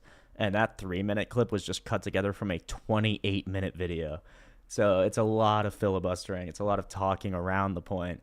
And it's kind of hard to distill what the actual points are. So we are going to jump around for sure. We're not going to watch this whole video, partially because I don't have time, but also just it's kind of silly, even where it starts. So it can't really get better than that. I think. So it's You know, you would want to let go of sexual addiction so that you can really lean in and focus on that one person someday. What if, think about this, what if the life that you create in your life is exactly what you're stuck with for eternity? How would you live your life differently? I would become an OnlyFans porn star. Is that her argument? She's like, imagine if the life you live now is the life you're stuck with for eternity, which I think is like, I can't remember which philosopher like posits I mean, that if the as life a you live now is the life you live for eternity, you do everything. Sure, but essentially what she's saying is, so I realize like I want to live the best life for me that I would be happy living for eternity, and then the effect is I'm gonna start an OnlyFans. So I mean, okay, that's what a life of eternity should aspire to, is an OnlyFans. That doesn't seem right. That's how I'm living my life now. I'm living my life with the virtues and the choices, moving towards the things that I love and becoming that person. Everyone thinks of death as like, oh, this time that you get judged and then you get some Cunt, better life. you're an OnlyFans model. Stop talking about shit like you're Socrates. Like, you're like I hate when people do this shit. It's like, the reason that I killed 7 children is because, you know, death is really meaningless, right? Because Jesus defeated death. Like, it's like, brother, you killed 3 people. Like, it's stop just word salading me. It's not gonna work. Yeah. It's word salad, but it's also just it's the inversion of truth. It's that, you know, my rules are the highest rules and there's nothing that resides over that. And then she falsely equates joy with hedonistic pleasure. Joy is not hedonistic pleasure. Almost, you don't have to be a Christian or any religion to recognize that. Otherwise, this argument could be used to justify doing heroin for the rest of your life until you die. And it's like, well, I love doing heroin, so I'd like to do heroin in eternity. Therefore, I should do it now. It's just quite a dangerous theology to hold. But yeah, we'll skip even further. I just want to see if we can distill a couple points of this to see. What am I teaching my kids? Selfishness. Oh, that's the other thing. She has kids? She has kids. And so for 5 years... Yeah, this is completely selfish. Right. And for 5 years, she battled. She was doing a good thing. Now, we watched another video. It turns out that her foundation was completely sand. It was all psychology and biology and things like that. But the thing is, science always makes new discoveries. So if science discovers, oh, well, actually, watching a little bit of porn is better for your mental health for whatever reason. I don't think that would even be scientifically shown. But if it were, then it would destroy her whole channel. So the house was built on sand. It wasn't built on rock, something real. I don't necessarily think that porn isn't, like, necessarily good for you, right? Like, obviously in moderation, I think it's fine. Like, you know, you do it once a year. Don't think it's really going to affect your actual life. Gives you a bit of dopamine for, like, a few minutes. Like, who cares? The question is, could you possibly do it once a year? To me, it's all or nothing, in a sense. And maybe that's a dangerous mentality, sure. All or nothing is a dangerous mentality, but the porn itself isn't. Like, the object of the addiction is not dangerous. The addiction is dangerous. Okay, that's fair. I mean, I think there's an argument to say that the actual industry itself is an industry rife with sex trafficking and corruption. I agree the industry is bad. So to support the industry even once a year, well, certainly it would be better not to support it at all, right? I think men have good enough imaginations if that's what they want to go to, but I even think fantasy is a type of porn. So I think we should pray and repent and try to even kill that within ourselves. Yeah, it's not thought crime because I have no right or reason to like restrict you from having thoughts. I have no ability to do that. But you can enforce your own thoughts. You can strengthen your own will against certain desires. I mean, I do believe lust is a demon that manifests in the world through pornography and other things, OnlyFans, that is to be defeated, not sort of accepted or abided by or even treated in moderation. Welcome, Numenon. We're back. We're on sort of the main topic I had thought of when starting this stream after seeing this meme. So try to enjoy that. We're learning what natural religion is, what real religion is from a OnlyFans model. Not to mock her, but to point out the flaws in the ideology. Hey guys, would you really like to have your siblings be your best friends and be good aunts and uncles and babysit your kids? Wouldn't you really like to have brothers and sisters who can, have barbecues with you, who can help pay for vacations? Wouldn't you like to have brothers and sisters that share with pause you real quick. Yeah, what? Yeah, go ahead. Is she saying I do OnlyFans to make as many kids as possible? If she is, that's a very Elon Muskian ideology, but It's a very weird fucking opinion. it's a dude, very like, strange. Is she saying I want to produce as many brothers and sisters? maybe she's dying for our sins, dude, because fuck me, that's a lot of pain. She's dying. She's dying. She's either getting in constant sin. C-sections or she's giving constant birth, bro. What the fuck? That's a Greek punishment. That is some sort of Prometheus. You shall now only give birth. Like, What if Jesus. Prometheus was just getting a C-section over and over again by the crows? That would sort of be what this is. Was that Prometheus? No, that was like an Odin thing. No, that was a. That was someone no. else. It was his father. No, not. Was it Prometheus? No. I think no. Prometheus' Who's the guy who punishment flew? was they chained him to the mountain. Who's the guy who flew? Who's the guy who flew to the sun, too close to the sun? Oh, wax wings. Yes. Oh, I should know that, but I know who you're talking about. That's Oh, it. damn, That's what the is guy it? who got Icarus. his fucking- Icarus is the Yeah, one. Icarus. That's yeah, right. yeah. That's right. All right, nice. It looks like we're gonna get Tony in here. Sweet. So, I just invited you to join, Tony, if you'd like. No pressure, obviously. But here we'll Together. finish this. Then be selfish. What's up, brother? Be selfish. Hey, welcome, my friend. Welcome back to the channel. Glad Hello. to see you again. Super happy you're here. I had to interject with something. I was Yeah. listening, right? Yeah. come When through. you said about being sacrificed, Yeah. like she must think that she's like the new Jesus, the way she gets sacrificed to the Friday night. Pierced for She our must think she's like, pierced for our transgressions, right? Pierced for our transgression. oh well, Pierce penetrated for our Yeah, transgression. exactly. Remember when we said that the video wasn't about mocking people? Like, I know, but but this is actually showing the inversion of what happens when you jettison Christ and you jettison God and reality from your this has life. nothing to do with Christ, bro. This bitch is crazy. perverse- She's just crazy. It's true, but you invert the story. We watched this earlier in the stream. You guys weren't here, but we watched the life of the holy fool, the fool for Christ, Saint Gabriel. And what happens is in the Soviet Union, which persecuted him aggressively, they had flipped the hierarchy upside down. Glorify man, glorify Lenin. And then it led to all the horrors of the Soviet Union. And this is the same thing. It's glorify myself, glorify sexuality over the real thing. And then you get these strange analogies like she's being pierced on a Friday night for our transgression. But again, we want to treat if her we're with, making appeals to love and help. to the inverse of theology or theocracy, then no place has done very well, including theocracies, fair enough. I mean, sure enough. especially theocracies. I would say to whatever extent they do invert or subvert the actual hierarchy, then yeah, they won't do it well. And humans are not good at not subverting hierarchies. But anyway, okay. If you believe in the Tower of Babel, that was the best theocracy and still got fucked up. I don't think it was very good. It seemed totally pagan, but anyway, okay. Confidence? Does it support independence? Does it foster integrity? Does it promote self-respect? Does it support long-term happiness and vitality? Does No. it align with reality? Yeah. Does it nurture rational thought? Does it uphold honesty with oneself and others? Like, as someone who believes that there is, like, once you like, because she clearly cares about human well-being, right? Like, she cares about someone's human well-being, right? Well, that's what I.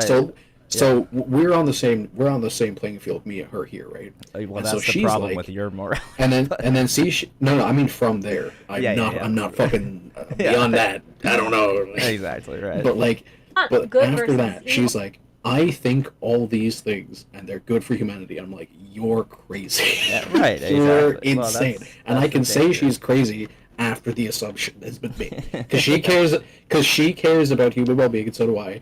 And so now we can make objective like choices on what is best with regard to that goal. Mm-hmm. She is wrong. Well, but because it is she not starts bad. from, she has the same standard as you, is whatever I believe is good for human well-being. She makes an argument for why it's good for human well-being. Actually, it's kind of Yeah, funny. but it's logically fucking wrong. Well, like, fair porn enough, is good but for human well-being. Like, it's not incoherent given your standard for morality. It's just. well, I don't think it's you incoherent. I it's think she wrong. babbles a lot. Yeah, no, that's fair. Okay, this is the real meat of the thing. This is the video where she explains. Hey, Tony gave himself a PFP. Let's go. Oh, nice. I love it, bro. I love the Crusader image. That's awesome. Okay. Oh yeah, Tony, didn't you say that you had someone that wanted to debate streets, or?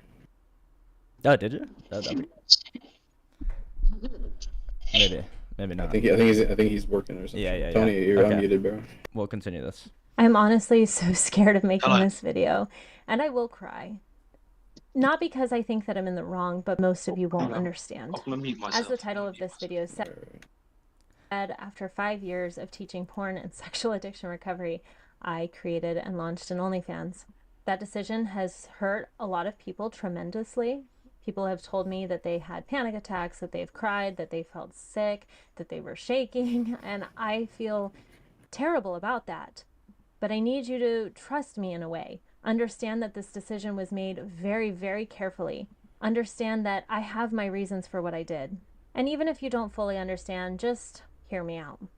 I'm also a little emotional because it's the ending of an era, a beautiful era, something that I poured my heart and soul into. You guys haven't seen how much work and dedication and love I've put into my business, how many But this is what she's saying. She's saying, to be clear, I'm not leaving recovery work, only walking away from some of the messaging. But the messaging she's walking away from is the work. So to normalize and basically, so if the problem, what she admitted in an earlier video, that porn addiction is a problem, the porn itself is a problem for the youth of our generation, for especially men in our culture. Then it's not like you're just stopping talking about it. You're becoming the problem yourself. So it's not just walking away from the messaging, it's inverting. It's like completely reversing the messaging to say, oh, it's not really a problem. Rules for thee, not for me. And then if you go to her website, there's I saw a screenshot. It's like she still offers all the sexual addiction coaching. There's like 4 links. It's like, okay, this is for porn, this is for marriages, this is for that. And then it's like getting, the fourth one is getting... not interested in stopping, and it's a link to her OnlyFans. That's crazy. That's fucking. That's crazy. It's insane. Like, what is the messaging that you're walking away from, or are you really just turning it completely around? I feel like this is actually a really good way to like illustrate like how my moral things, like how my moral system can work as a moral system, because her and I both care about, at base, human well-being, right? Yeah. Yes. I agree. She thinks that 1 + 1 = 3, bro. Yeah. I'm like, that's fucking stupid, but like, right, because like she clearly is like, this thing here affects humanity. Like, we can both agree on that. That's just a fact. These things affect humanity. Is it negative or is it positive? She thinks it's positive. I think it's negative. Yeah. I have way more proof that it's negative. Well, and she has the proof herself. She spent 5 years making videos about it. Exactly. That's the crazy thing. That's so the crazy she's thing. saying 1 + 1 = 2 and 3, bro. Like, what? Yeah. That's a good way to put it. Yeah, I mean, we're not really trying to get back into the morality debate. So I will grant you that, yeah, certainly, even from subjectivist systems, you can still have logical disagreements if you start from the same subjective sort of point, which I think you're pointing out very well here. And it's true. Yeah, she is saying 1 + 1 = both 2 and 3, which is obviously nonsensical, contradictory. Which I think we can agree that she really thinks it's 3. She cares more about it. Well, it seems like she thinks 1 + 1 = how do I make more money? That's what it seems like. The answer is 3. Yeah, exactly. So. As I said before, I've spent months thinking about this. In this video, I'm probably going to go through about 40 reasons why I made this decision. So 40 reasons, bro. 40 reasons. Okay, let's see. And by the way, 6-minute video, it's bro. really, we got to the bottom. It's really like 3 reasons and then like a lot of talking. So we're going to try to find the actual reasons and not get to the talking. But bear with me and I'll try to get through them. That way you have a complete and well-rounded perspective of what broke, why I changed, and where this is going. So let's get into it. yeah, well, that's the other thing. It's like she's framing this as a valid decision, but even in the title of the video, it's what broke me. So there's a subconscious understanding, sort of a Freudian slip of this is a breaking down of myself or something, of my, at least my priorities or something like that. So again, we should, I don't want to say pity, but we should feel sympathy for her. And it's I feel not, immense disappointment. well, disappointment is okay. It is disappointing, certainly. But to be fair, I mean, you weren't even one of the people that followed her, so there's not much to be disappointed about. I'm disappointed in people. In people in general, that's fair. That's completely fair. But yeah, as Numenor Every time says, some shit happens, I'm just disappointed. that was a wild thing to say, Numenor, but well, you know, we hope that it's within that. Penetrated for our transgressions was a wild thing to say. So yes, agreed. That might be a borderline there. But of course, the intention is not to blaspheme Christ, certainly, and not to actually paint her as doing this. An eye for an eye, if you know what I mean. Tongue in cheek, right? And the mental gymnastics are quite tongue in cheek, if you know incredible. what I mean. Yeah, exactly. Exactly. The puns will never end. So. There's no getting rid of this. We can only learn to adapt. Most people have already had their brains significantly rewired through multiple partners, a lot of porn consumption, and there's just no going back. It would be great if we were all virgins when we married our high school sweetheart. Would it be great? Why do you even offer the therapy then? If Yeah, it doesn't exactly. work. If there's then my point in the video was also like, okay, that could be an act of humility. That could be a real act of like self-reflection. Like, oh, I am not strong enough to fight this battle. It is a behemoth. It's a real battle. I mean, I don't know where she got the idea that it would ever be easy, especially from starting out. But if you aren't equipped to fight the battle, that's one thing to lay down your weapons, right? But what she did was she picked up her weapons for the other side. So that's completely different. Even if the battle's too hard, that doesn't mean you join the other side. That's like going too far. I don't think you should ever quit the battle. There's no reason to do that. But you especially shouldn't join the other side. Okay. And thank you, Numenor, for understanding our sense of humor here on the channel. We appreciate that.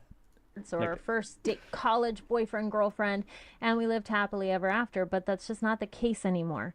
And in order for a recovery program to truly work, it has to embrace that fact. The guilt and the shame. In order for recovery to truly work, we have to embrace the fact that it's impossible. I mean, again, just a contradiction. Like, okay, no, literally, okay, Ireland is very known for its drinking. Wink, wink, nudge, nudge. Yeah, of course. Yeah. The whole point of getting better is that you know that you can't use that as an excuse, because otherwise it's an excuse. Right. Like, it's unbeatable. I can't beat it. Like, it's better than me. Like, it's worse than I can deal with. Like, if you do that, then you can't do anything. That's right. Like, you mentally are blocked from being able to challenge it. Yeah, and she's going to make a point later in the video, which ties in with this well, which is that the shame and the guilt instilled in her supposedly by religion, which I'm willing to grant her that whatever religion she was a part of did instill some level of guilt and shame. But shame is not bad in and of itself. It's undue shame in the wrong, like manifested incorrectly, that's bad. But her argument is like, oh, religious people are more addicted to porn because they feel shame about porn. But that doesn't mean they're more addicted. That just means they actually report their addiction because they feel it to be wrong. Whereas someone who doesn't think it's wrong at all to consume massive amounts of porn would ever say that they're addicted or that it's the wrong way to live because they just don't even see it that way. So it's a sort of fallacy of equating like self-reporting with the addiction itself. That's what every AA program tells you, or any person that's in an AA will tell you. The very first step is admitting that you have the problem. But if you don't ever admit that you have the problem, that doesn't mean you don't have the problem. It just means you don't admit it. So that's going to be one of her arguments later on. That's what ruins them. We need a recovery program that actually embraces all of this, that helps you understand that you don't need to feel guilt and that it's okay that actually helps you become at peace with where you've been, rather than just shaming you that it was bad and teaching you self-discipline. A lot of people need to be I mean, rewired back to no, something like natural. this isn't a thing, dude. Like it's not feel guilty and feel terrible and feel awful about what you did, or get better. Yeah, Like that's right. not like That's the right. dichotomy here. In fact, the shame in the correct proportion will help you seek the recovery. Like, you feel shame about something you've done wrong, right?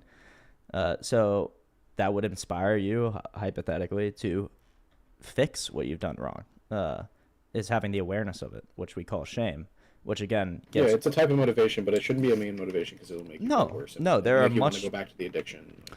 No, I mean, it needs to be supplanted with a higher motivation. The motivation to do good or to become holy or something like that will far outweigh anything that shame can Or do like for just you. have your life be better, or for your Yeah. family to not fucking hate you anymore. And, Sure, I know a lot of sure. AA meetings and shit will be like, oh, you have to do it for you and not your family, but like, I'm not gonna lie, that's just bullshit. Like, people Yeah, can have well- motivations that are stronger outside themselves. I think that's necessary, and also why I think AA, specifically AA, I'm not sure about other addiction programs, but specifically AA, one of the central points is to invoke a higher power in your life, and that doesn't mean the Christian God or even God per se. I wouldn't say it can power, be- but I would say purpose. Sure, purpose. Yeah, that's fine, but they do instruct Higher that- power, like doing that, kind of makes it seem like you're kind of like you're not the one doing it; it's being done to you. But Yeah, and I think some people would say that I didn't have the strength to do it myself. So if it's done to me, then glory to God. And if I do have the strength, then fine, that'll work too. And then that higher power or purpose can be, oh, I'll do it for my family, or I'll do it for society, or for my longevity for my kids, or something like that. And that's a totally valid purpose as well, I think. But anyway, we'll see. And that's a hard truth. People are watching some crazy stuff nowadays. We're watching furries. We're watching just insane, violent, crazy stuff online. AI stuff.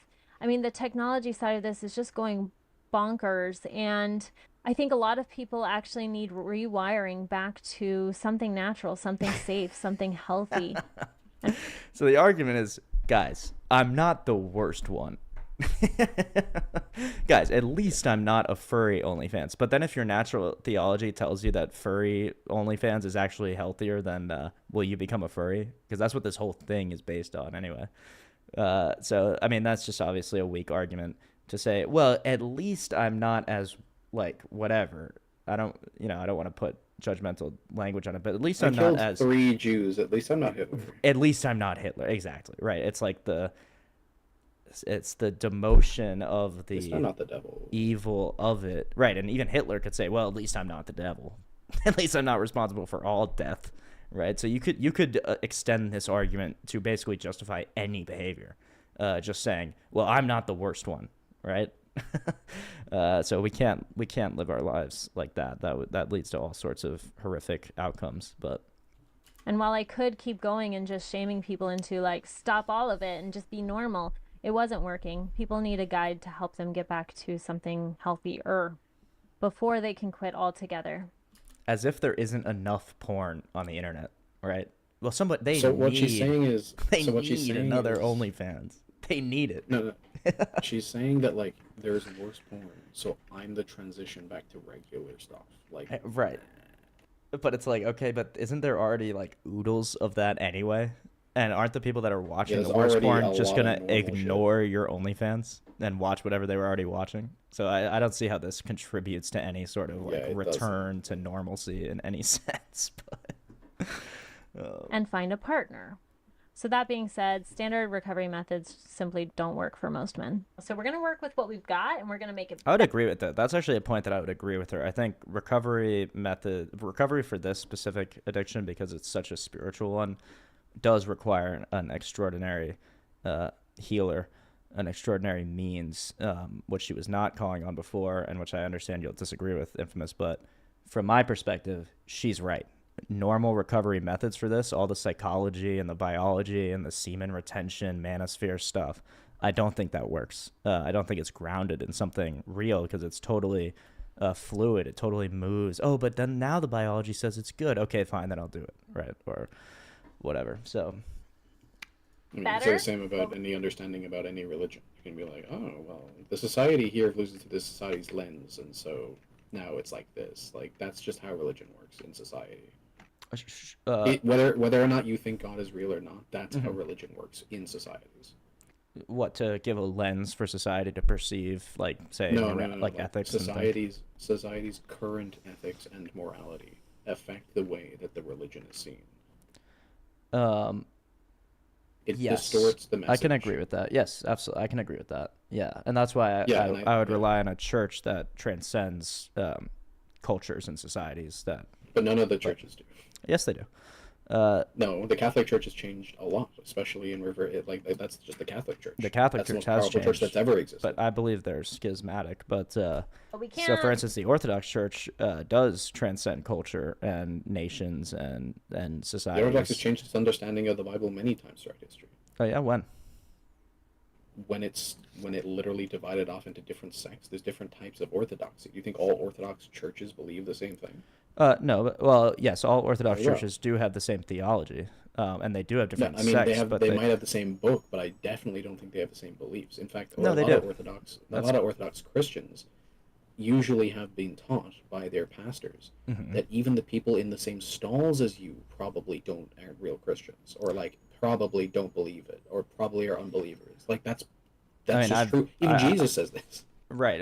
Yeah. So again, I've yet to experience that type of preaching in an Orthodox church, but to make the point, Jesus does acknowledge that there will be sort of different episcopates, right? So different, pastors tending to their specific flock. So there are differences. I mean, and in the language of the liturgy, of course, like you have the Russian Orthodox and the Greek Orthodox, and now we have the Orthodox Church of America, which is largely in English, right? And so, there's going to be the Chinese, the Coptic, like, the Chinese, Eastern. all of them. Yeah, right. And so there's an Yeah, so it's understanding not like the of orthodoxy this. changes.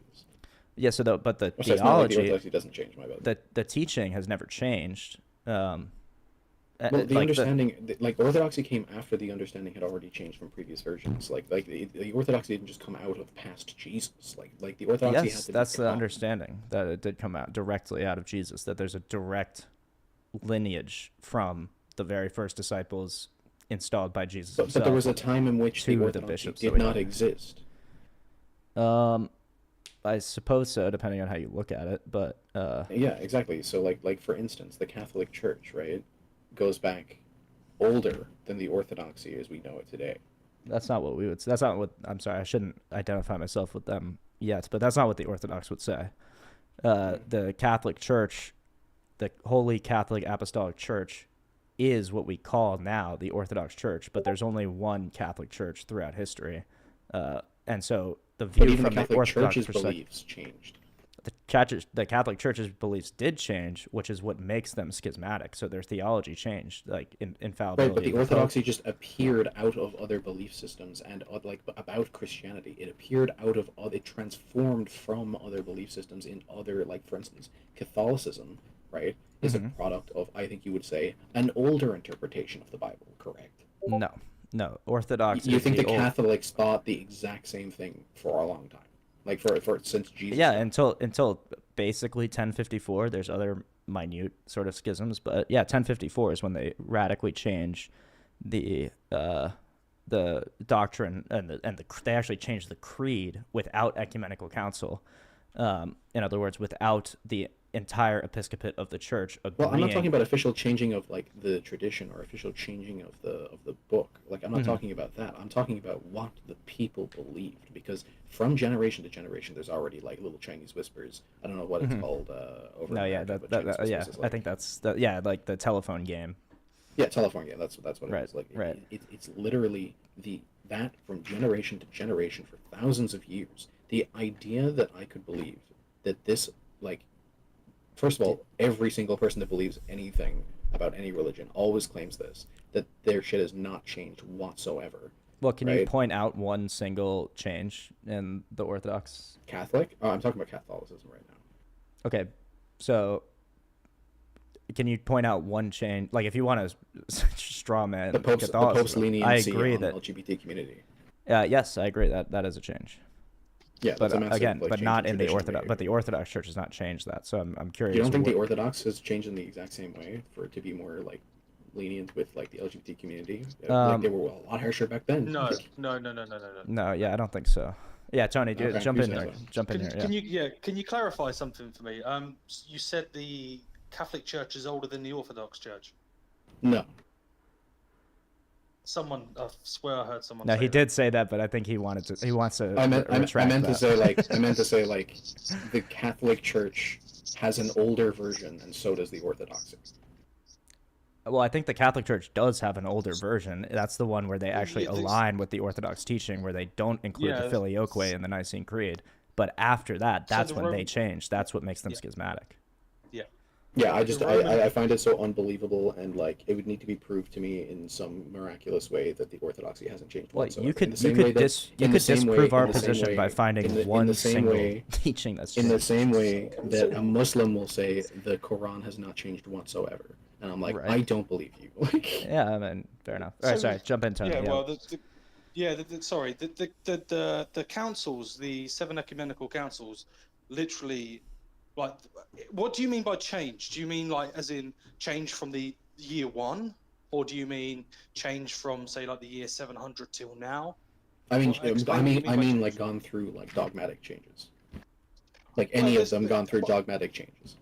What? Yeah, since Christ. Yeah, Is sure. that what you're saying? Yeah. Since the I mean, Church? there's no orthodoxy since Christ, but whatever. I mean, like as in like. Well, there is an before Christ. orthodoxy since I meant Christ. before The Orthodox Christ, before Church Christ. is the original. No, I meant before Christ. Like, there's no orthodoxy before Christ. Well, there's Orthodox Jews, but if you mean Orthodox I Christianity, mean Christianity. Yeah. Well, yeah, but so Christianity, I believe like Christianity is kind of like the fulfillment of Judaism. Mm-hmm. But yeah, every Christian Jesus believes that. Christ. Well, not Yeah. every Christian. We would call for instance, dispensationalist Christians believe What that. Christian wouldn't believe that? Well, most evangelical American Christians believe that there's a difference between the ancient Israelite tradition and the tradition that we follow today. The Orthodox Well, I mean, Church there doesn't. is, but there's a transformation through the Orthodox revelation of Church Jesus. doesn't believe that. They believe that the Trinity is taught, and not only believe, we could show it in the Bible, that the Trinity is taught in the Old Testament, and basically you can Yes, it is. derive all of the Orthodox Christian sort of traditions, and I mean that's the reason they wear the robes, the reason the altar is the way it is. It's a continuation. It's the fulfillment of Exactly. what we call ancient Judaism, what really can be called Orthodoxy, Orthodox Christianity, just prior to Christ's incarnation. Yeah, I mean, like my only claim is that it's definitely changed in terms of its doctrine. Okay, and you could disprove us by just finding one doctrine that's changed. So if you want to do that, you can, feel free. Sure. Do All the research. different sects have slightly different doctrines. False. So you'd have to qualify that. I mean, why are you saying that? Because there's no different. There's no reason for the distinction. So otherwise, there's a different like. What sect. sects are you on about? The like Eastern Coptic Orthodoxy. and the Eastern Orthodox. What sects in the Eastern Orthodoxy? Or you No, I mean Eastern like I'm Orthodoxy comparing to- Eastern to like other versions of it. Oh, okay. Well, Like, that's there's what's no- other versions? Like what's the reason for the distinction? What's other versions? Can you Yeah, let me bring it up. elaborate? Are you on about Coptic? Are you on about Ethiopian? Are you Coptic. on about? Yeah. Yeah, but they're not part of the Eastern Orthodox.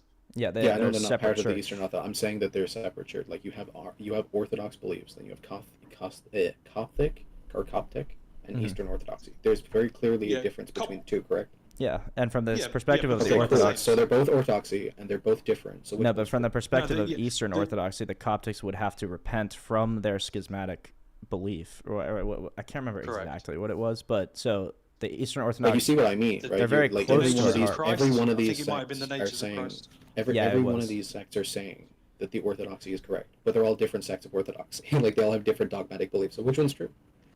The Eastern Orthodoxy. It'd be the If you Eastern say so. Orthodoxy. I'm sure they would disagree. It'd be the Eastern Orthodoxy because they excommunicated the other churches. Right. Okay. Yeah. So anyway, I mean, if you want to find, I mean, yeah, I guess we were talking past each other because you were assuming that Coptic Orthodoxy is the same as Eastern Orthodoxy, but there was a schism. Well, no, because and you there were just was- saying Orthodoxy. That's true. That might have been confusing on my part. So I can. Yeah, appreciate I was that. like, because you were like Orthodoxy hasn't changed, and I'm like, there is literally several Yeah. sects of Right. Orthodoxy. Sure. There's no Yeah. way. Yeah. I understand. When we say Orthodoxy, we mean Eastern Orthodoxy. Right. Okay. I like the term. I don't even know if it's appropriate for me to say, but the term "holy orthodoxy" has always spoke to my heart. Holy orthodoxy, it's so beautiful. Anyway, okay, let's continue. Well, let's see what That's anyone quite else got to nice. say. Yeah, I'm sorry, but does she really think that doing OnlyFans is her fighting the good fight? It seems that she has She's deluded definitely fighting a herself. fight. She's fighting some kind of fight. I do think. Anyone else says I do think understanding changes. For example, councils establish the proper Christology, but that doesn't mean you can contradict previous doctrines.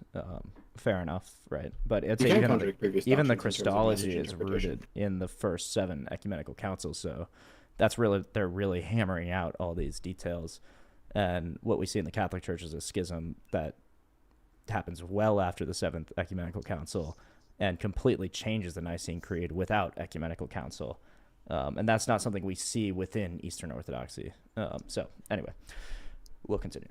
Get in a time machine. Simple reality is more than 60% of men don't want to quit this addiction. A small percentage, like 30 to 40%, would like to reduce. I thought she was their about to use. say 60% of men are addicted to porn. I was like, damn. I think it's more probably. Nah, there's no way. But yeah, I mean, again, that's just a horrible argument. Well, people don't want to quit the addiction, so I should support it.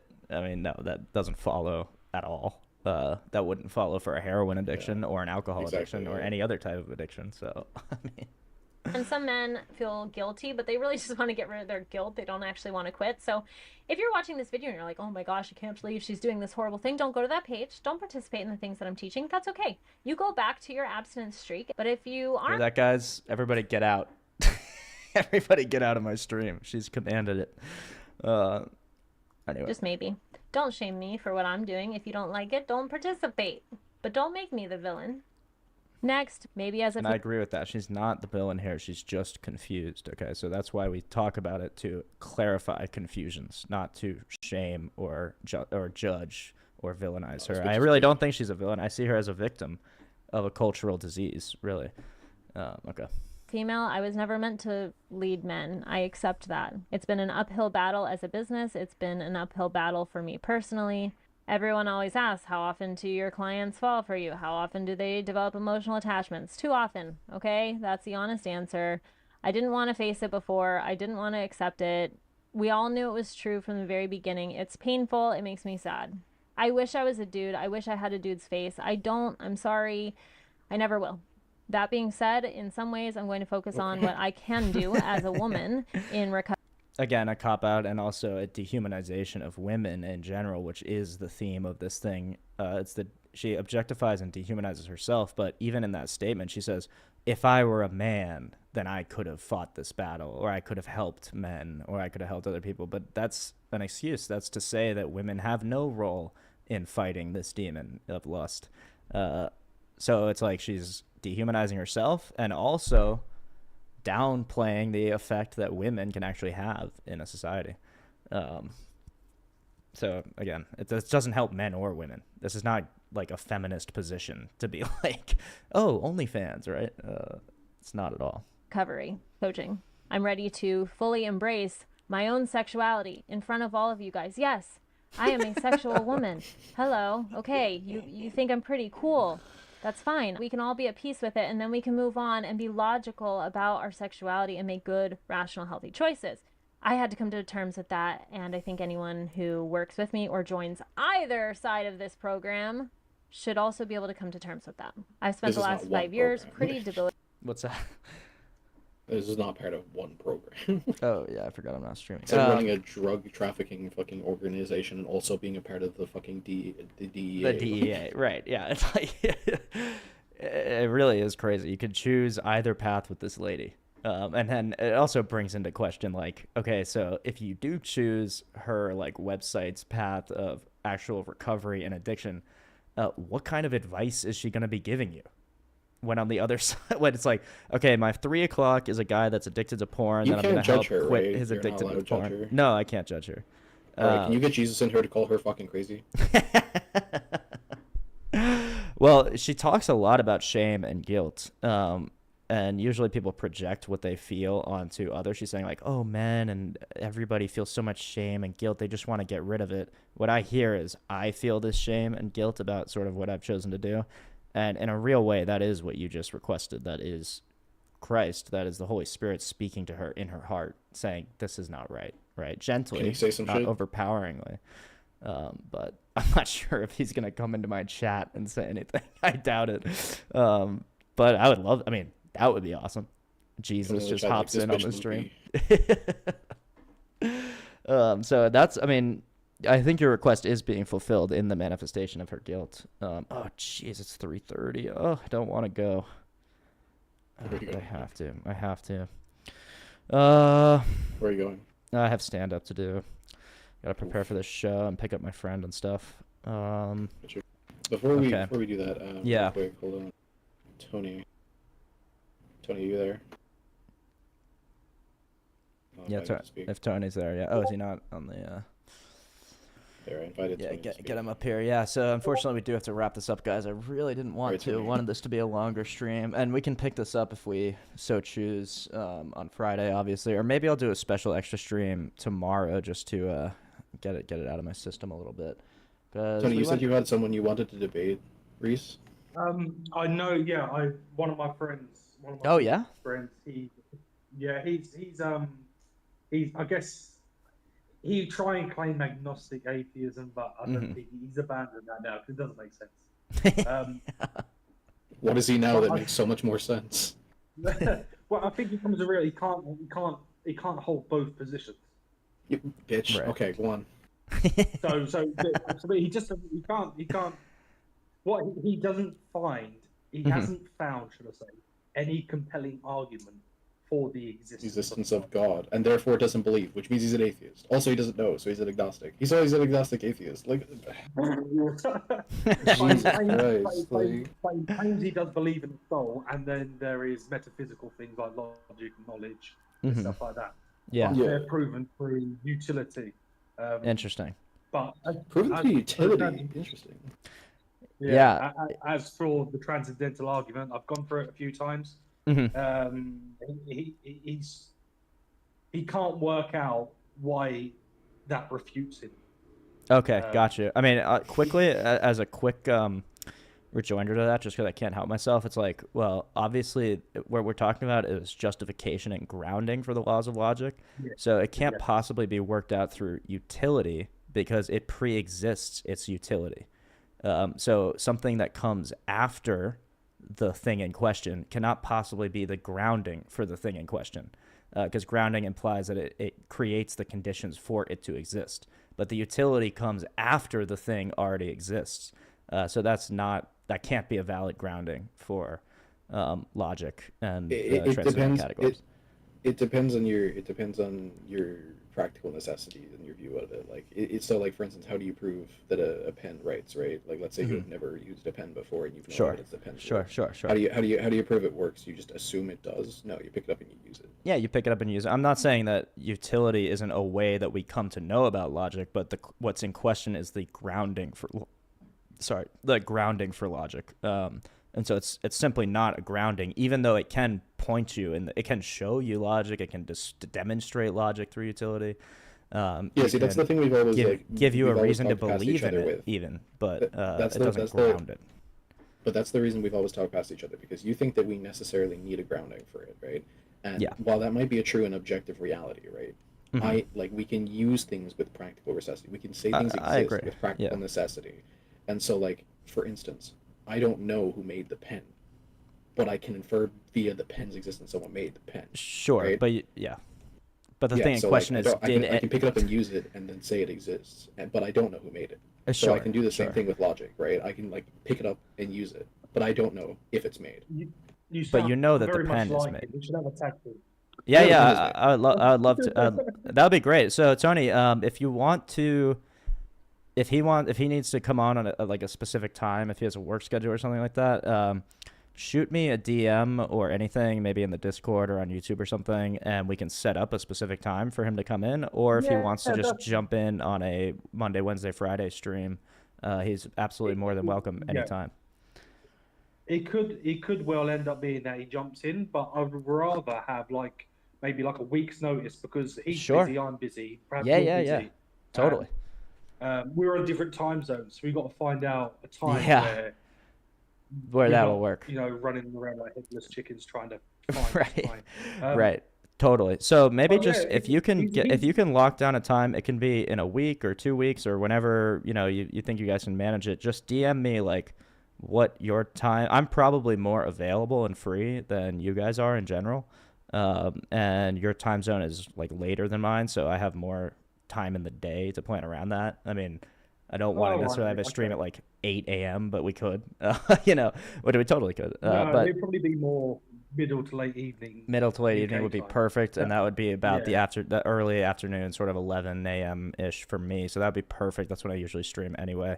So if you want to figure out, do a scheduling or whatever with him, and figure out when you both would be available for that, just literally shoot me a DM, and I'm sure we can make it happen within that time frame. I think that'd be really fun. Yeah, that sounds really cool. Sweet, Before man. before I let you go, or you let me go, Yeah. you two will be better debaters than me and my friend. That's all right. I can sense that. I can pick that up straight away. Yeah? But that's personally. that's I'll totally be cool. your sidekick, and he'll be the other guy's sidekick. Gotcha. Love it. I love Yeah, it. I love fucking it. hope I'm good at debating. It'll be- I spent like 2 years doing nothing. It'll be Batman and Robin versus a Joker and one of his goons or something. Well, it'll be great. Okay. Who's the hot one? Oh, The one with yeah. with the baseball bat. Harley Quinn, Yeah, Harley Quinn. Yeah. Harley Quinn, Your that's buddy will be Harley One of Quinn. these I love players that. on. Right, That's awesome. brilliant. Okay, I'll sweet, let man. you- Thank you. Have a Appreciate you great dropping in. evening, guys. Thank you very much. God bless you both. Yeah, God bless you, man. Have a good you. one. Thanks for being And thank you to the stream and everybody. We really appreciate you guys having here. Get pumped for that debate coming up. That'll be fun. So I'll announce that on Discord and on the channel whenever we can get that set up. And obviously, we'll make it work with your schedule as well, Infamous. So I'll reach out to you I'm personally usually about free that. Wednesdays and Fridays. So. Cool, sweet. So we'll try to get it done on one of those days. Thank you guys. Fun stream. I might do a special one tomorrow. We'll see. Okay, peace, guys.